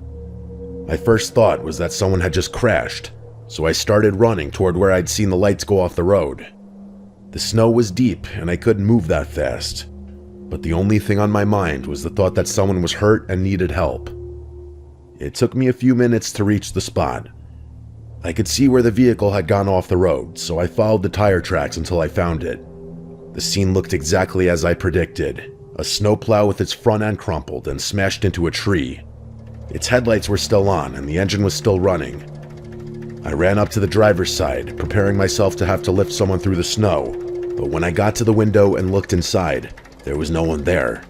The driver's seat was empty. I stood there for a second, not really processing what I was seeing. I thought maybe the driver had been thrown from the vehicle or something, so I looked around. The windshield wasn't shattered though, so they must have still been inside the plow. I checked the passenger side, but that seat was also empty. I ended up pulling the driver's door open in frustration, thinking maybe they had slumped down below the steering wheel, but there was no one there either. It took me a few seconds to realize that the entire plow was empty. There was quite literally nowhere else someone could have been. I remember just standing there in the snow, staring at this wrecked snowplow with its headlights still on and its engine still running, feeling like something was very, very wrong. There were no footprints leading away from the truck. Whoever had been driving the thing had just vanished. It's hard for me to describe what I felt next. I got this sudden, overwhelming sense that I needed to leave. It wasn't a thought so much as a feeling, like something in my gut was forcing me to get out of there. I trusted my gut and backed away from the plow. As I was walking back the way I had came, I heard a voice ring out from somewhere behind me. It was a man's voice, and he was yelling for help. I wanted to turn around and help. That was my goal in the first place, but every instinct I had was screaming at me to keep moving. I started running, and as I got further away, I heard the voice yell out one more time. It sounded much closer the second time, like impossibly close. No one could have moved that fast through such deep snow. I didn't turn around. I ran the entire rest of the way to Ryan's house. The joke was pretty much ruined at that point. I must have looked insane when his mom answered the door. I explained what happened, and Ryan's dad ended up calling the police. In the time it took the police to get out there and back amidst all that snow, Ryan and I had gone back and forth about what I'd seen probably a dozen times. He kept asking if maybe I imagined it, or if maybe the driver had walked away before I got there, but I knew for a fact that my eyes hadn't been playing tricks on me. When the police got to Ryan's house, they revealed something horrifying. Apparently, they hadn't found any tire tracks on that round at all. They had searched the entire road, but there was no sign that a plow had ever even been there. The officer actually accused me of making the entire thing up, and I had to argue my case. I was practically begging them to believe me. The officer ended up just leaving, and there was nothing I could do about it. I stayed at Ryan's that night. I didn't want to walk back home in the dark, and honestly, I don't think I could have even if I wanted to. The next morning, after the plows had finally cleared the roads, Ryan's dad drove me home. I've thought about that night a lot since then, and every time I do, I come to the unfortunate conclusion that what happened to me is just one of those unexplainable things. I guess it's possible that I hallucinated the whole thing, but that terrifies me just as much.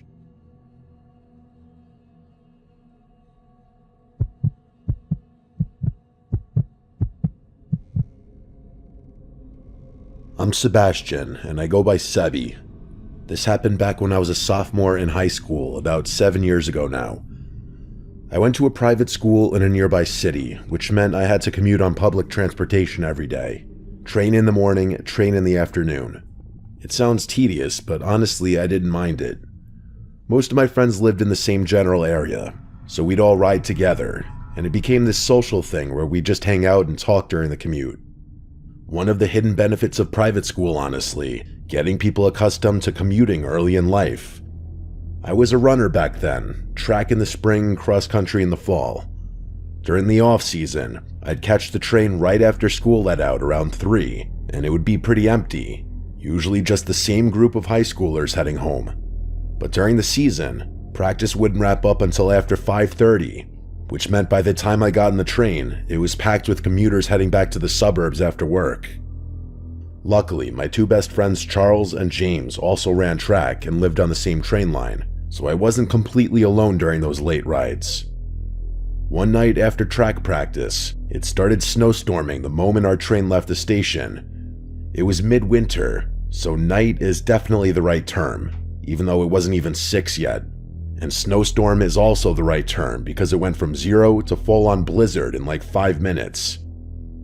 We found out while we were on the train that ours was the last one operating on that track. The forecast was predicting a massive storm, and they weren't letting any more trains leave the station after us. The snow only got worse. At one point, the three of us were genuinely wondering if the train was even going to make it to each of our stops, and even so, we quickly realized there was no way our parents could drive to pick us up. The roads were already a mess, so even if we made it to our respective stations, we'd have no choice but to walk home. For James and Charles, that wasn't a huge deal. They were practically next-door neighbors in a pretty lively, dense part of town. Plus, their houses weren't that far from the station. For me, though, it was different. My station was isolated. I'd have to cross a highway and then walk over a mile in this woodsy stretch to get home. I called my parents from the train and explained the situation. They told me I didn't have much of a choice. My dad told me to just suck it up, bundle up, and be careful. James and Charles got off at their stop, and I dapped them goodbye. The rest of the ride was just me and a handful of other passengers, and by the time we reached my station, I was the only one left. The doors opened and I stepped out onto the platform. It was completely empty, just me and a full blizzard. It was dark, but there was decent visibility because of the snow. Everything was white, and the light from the station reflected off of it in this pretty but eerie way. I stood there for a second, taking it in. It was a sight I had never seen before. Usually that station is bustling with cars and people, but with the snowstorm and all, it looked completely deserted. I started walking. There was no point in prolonging the inevitable. For whatever reason, I thought crossing the highway would have been more difficult, but there wasn't a single car anywhere in sight, including snowplows. I actually stopped and looked around, kind of in awe. It was beautiful in a weird way. I started thinking to myself I'd probably never experience anything like that ever again. After the highway, though, came the woods. The only other option was following the road home, but it was really windy and would have added a ton more walking, so I decided to just push through and walk through the woods. I don't know how long I'd been walking, but I happened to glance up after looking down at my feet for a while, and the moment I did, I had to hold back a yell. About 30 yards ahead of me, there was someone standing there, a man. He was facing me directly, almost like he knew the exact path I had to take.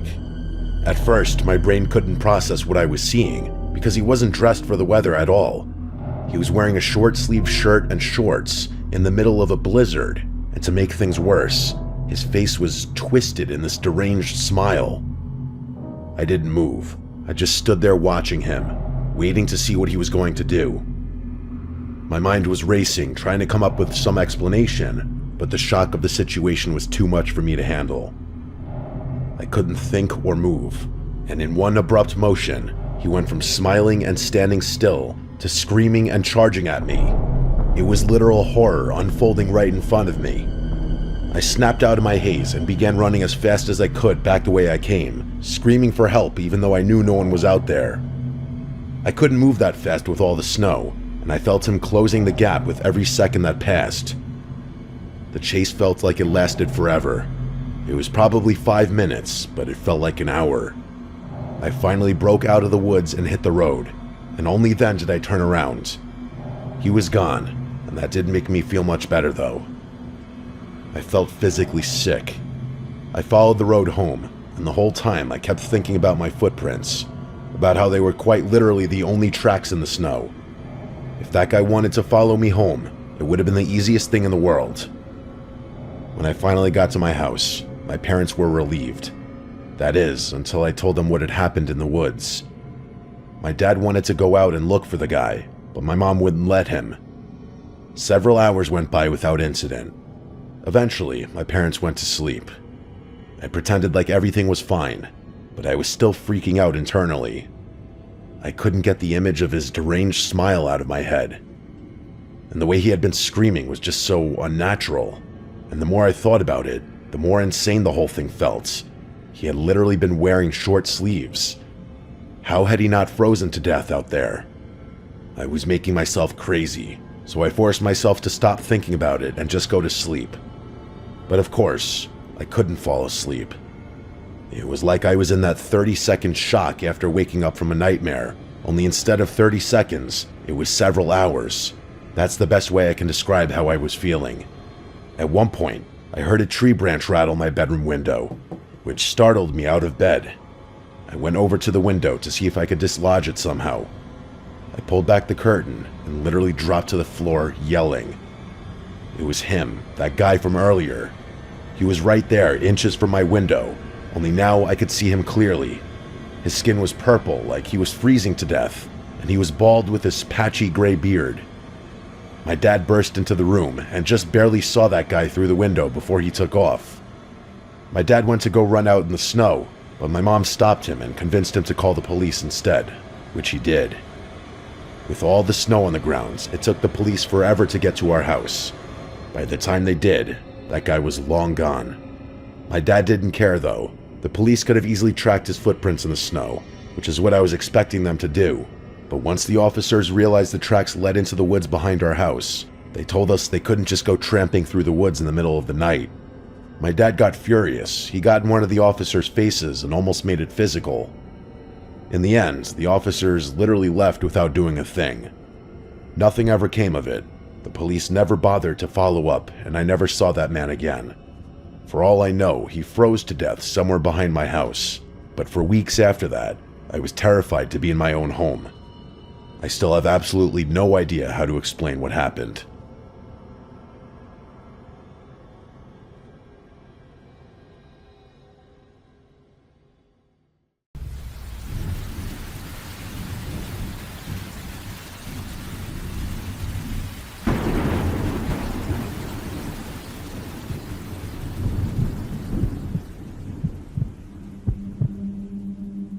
This happened to me a couple of weeks ago, and despite what I want to believe, I think it's still an ongoing issue.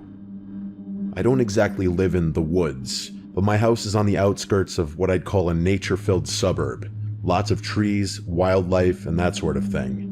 One side of our house borders what I guess you could call a small woods, though it's more accurate to describe it as a wooded patch, since it's only about a quarter mile from our property to the neighboring road on the other side. That road leads up and connects to another street, and on the other side of that road is this massive body of water that I've always been curious about. Growing up, I assumed it was some kind of reservoir, since there are tons of no trespassing signs and government property signs posted all along the fence surrounding it. But here's the weird thing. The name of this supposed reservoir isn't listed on Google Maps or Apple Maps, which it definitely would be if it were an actual reservoir. I always found that kind of strange.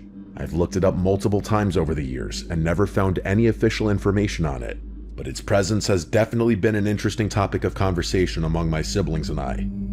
I'm on varsity cross country for my school, so I'm always looking for good places to run. That wooded area has become my go-to route because it's exactly a 2-mile loop, through that patch of woods, along that road by the water, then back around. It's way quieter than running in my actual neighborhood, which doesn't have sidewalks and has these twisty roads with terrible visibility where people drive way too fast. The season was fast approaching, so I had recently ramped up my runs.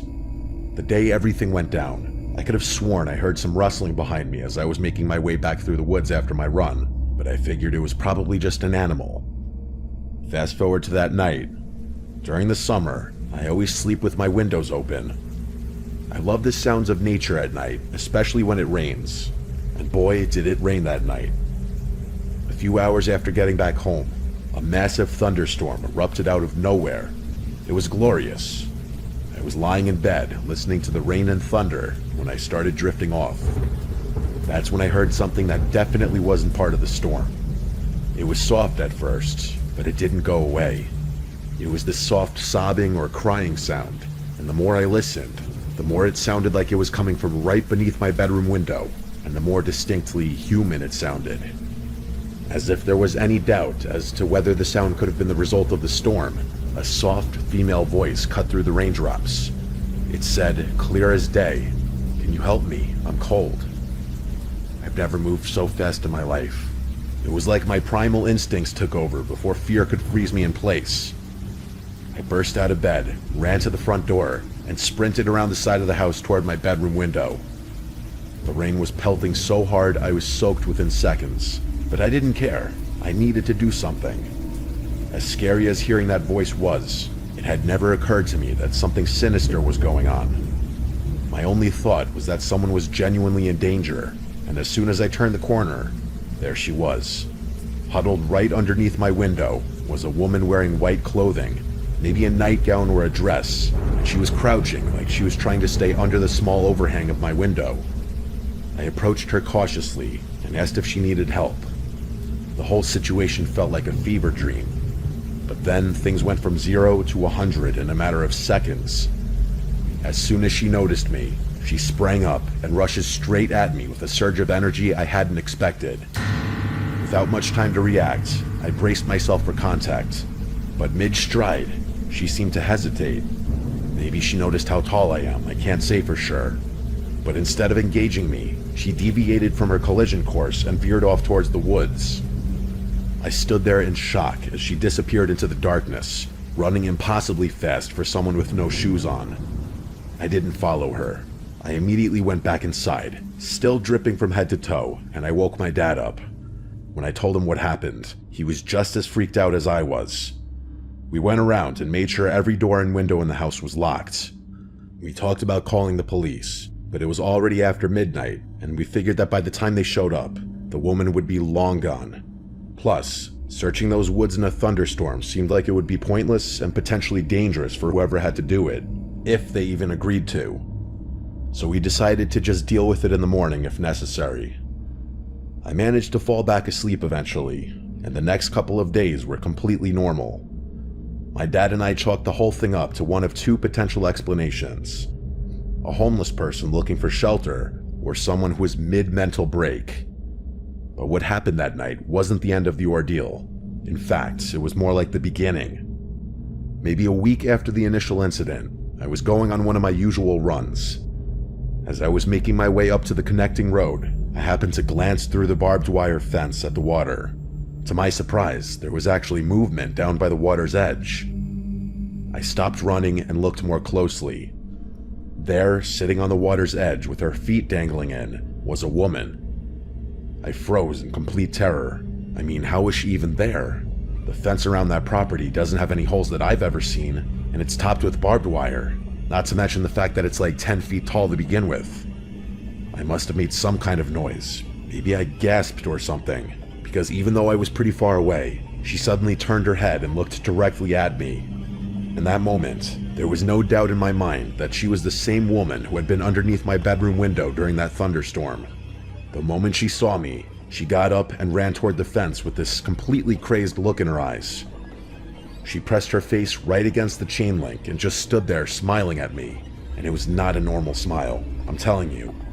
I yelled that I was calling the police, hoping that would scare her off, and I guess it did, because as soon as I said that, she turned and dove straight into the water. It was so unsettling and so unnatural that I felt unsafe just standing there.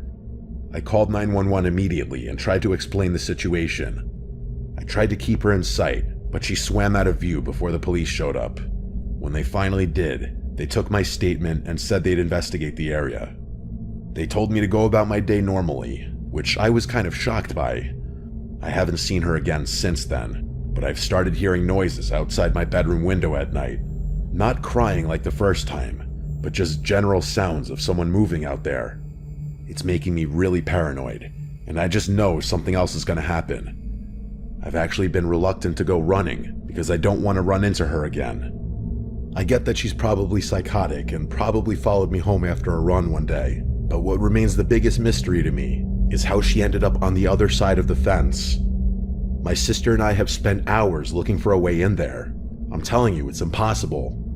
My cousin Nick is one of those conspiracy theorist types, and he's convinced that there's something more to the reservoir that the government wants to hide, but I think that's ridiculous.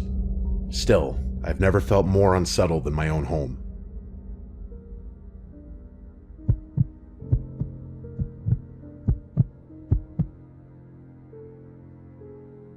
I'll just go ahead and say it.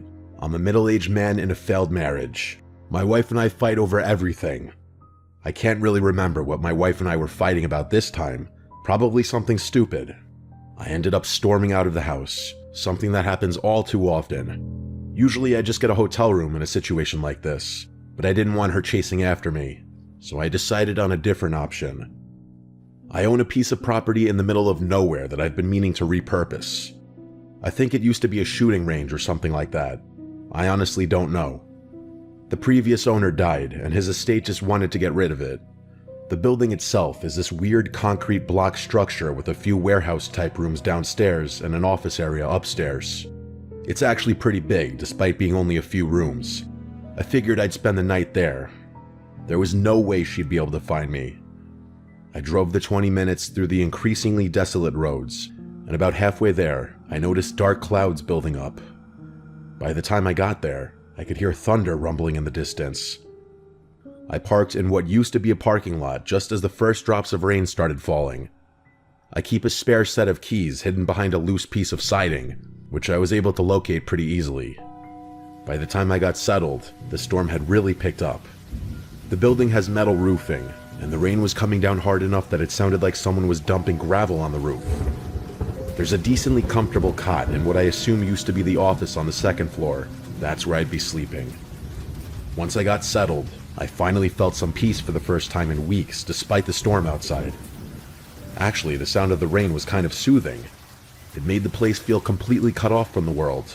But of course, nice things never last. Not for me, at least. The moment I started getting drowsy, I was ripped back to reality when the sound of shattering glass broke through the noise of the storm. My heart immediately started pounding.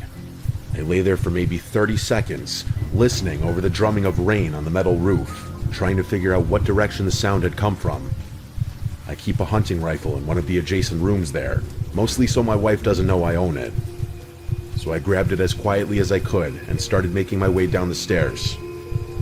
I stood there at the bottom of the stairwell, listening for something other than the sounds of rain, but there was nothing. Complete silence except for the storm. I decided to search the entire building methodically. I went room by room, rifle ready, checking every closet and corner. In the back room, I found what I was looking for. One of the boarded up windows had a hole punched through it, with glass scattered on the floor inside, but that was it. There were no signs of entry, and despite the window being shattered, there wasn't enough room for someone to fit through it. Still though, I was paranoid to my core. I spent another 20 minutes examining the property, but I couldn't find anything that even remotely looked out of place. I figured it was probably just vandals who threw a rock through the window and took off when they heard it break. I found some cardboard in one of the other rooms and taped it over the hole, then went back upstairs. I kept the rifle next to the cot just in case, but I was pretty convinced whoever it was had already left. I'm not sure how long I'd been lying there, maybe an hour, when I heard what I thought were footsteps moving below me. It was hard to tell over the rain, but it sounded like someone walking slowly, trying to move quietly under the cover of the storm noise. I again grabbed the rifle and crept to the top of the stairs, this time not risking alerting the intruder by walking down. The footsteps had stopped though, but there was no way they could have heard me. I waited there like a statue for maybe 5 minutes, feeling beads of sweat start forming on my forehead. I ended up searching the place again, but again there was nothing. I started wondering if I was imagining things or if whoever had been there had snuck out before I noticed them. That didn't explain how all the doors were still locked though.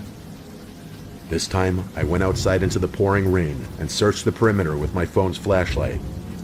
There were no vehicles nearby or any signs that someone had been there.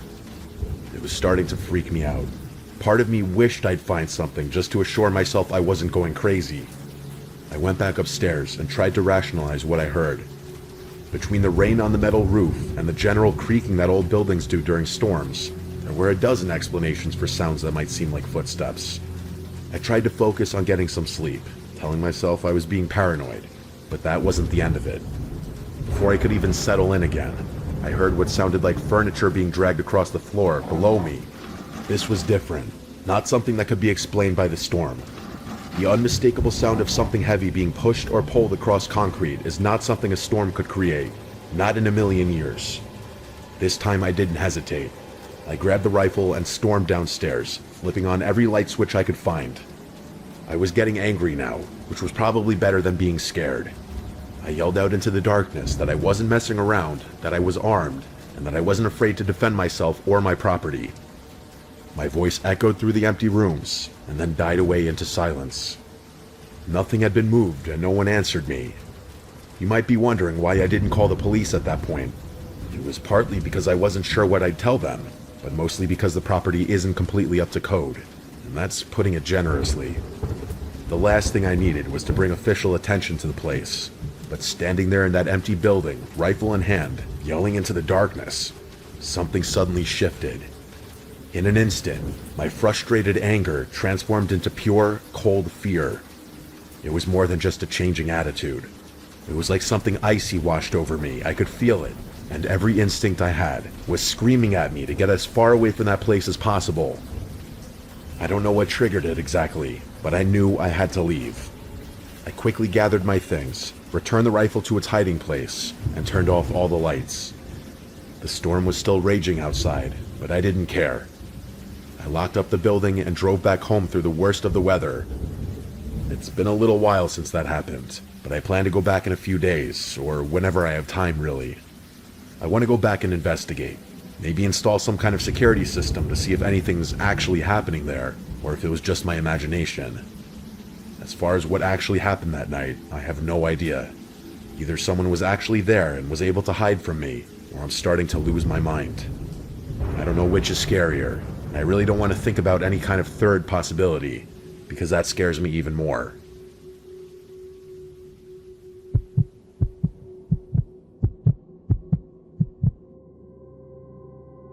My name is Jason. I live in a pretty rural area where you have to drive at least half an hour to get to anywhere interesting. This happened to me 3 Fridays ago.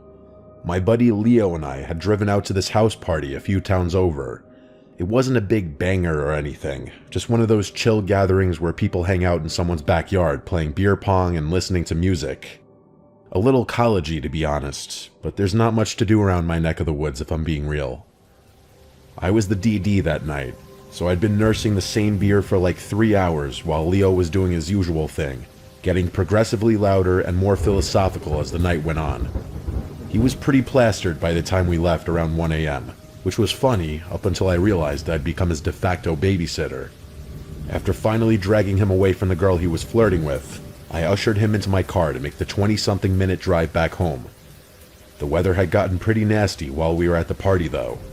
What started as a somewhat refreshing drizzle had become a torrential downpour that made it hard to see more than 30 feet ahead.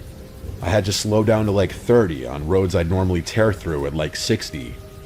Leo kept complaining, first about my driving, then about the music, and finally about how badly he needed to piss. I told him we were 15 minutes from home max, but he kept going on about it. His tantrum was becoming insufferable, so after another 5 minutes of him whining, I gave up. I pulled over on this random stretch of road next to what looked like cornfields, though it was hard to tell in the dark and rain. We were literally in the middle of nowhere, no houses visible, no streetlights, just farmland on both sides of the road. I told him he could go ahead and get soaked for all I care, but I'm pretty sure he wasn't listening because he was already halfway out the car before I was even finished talking.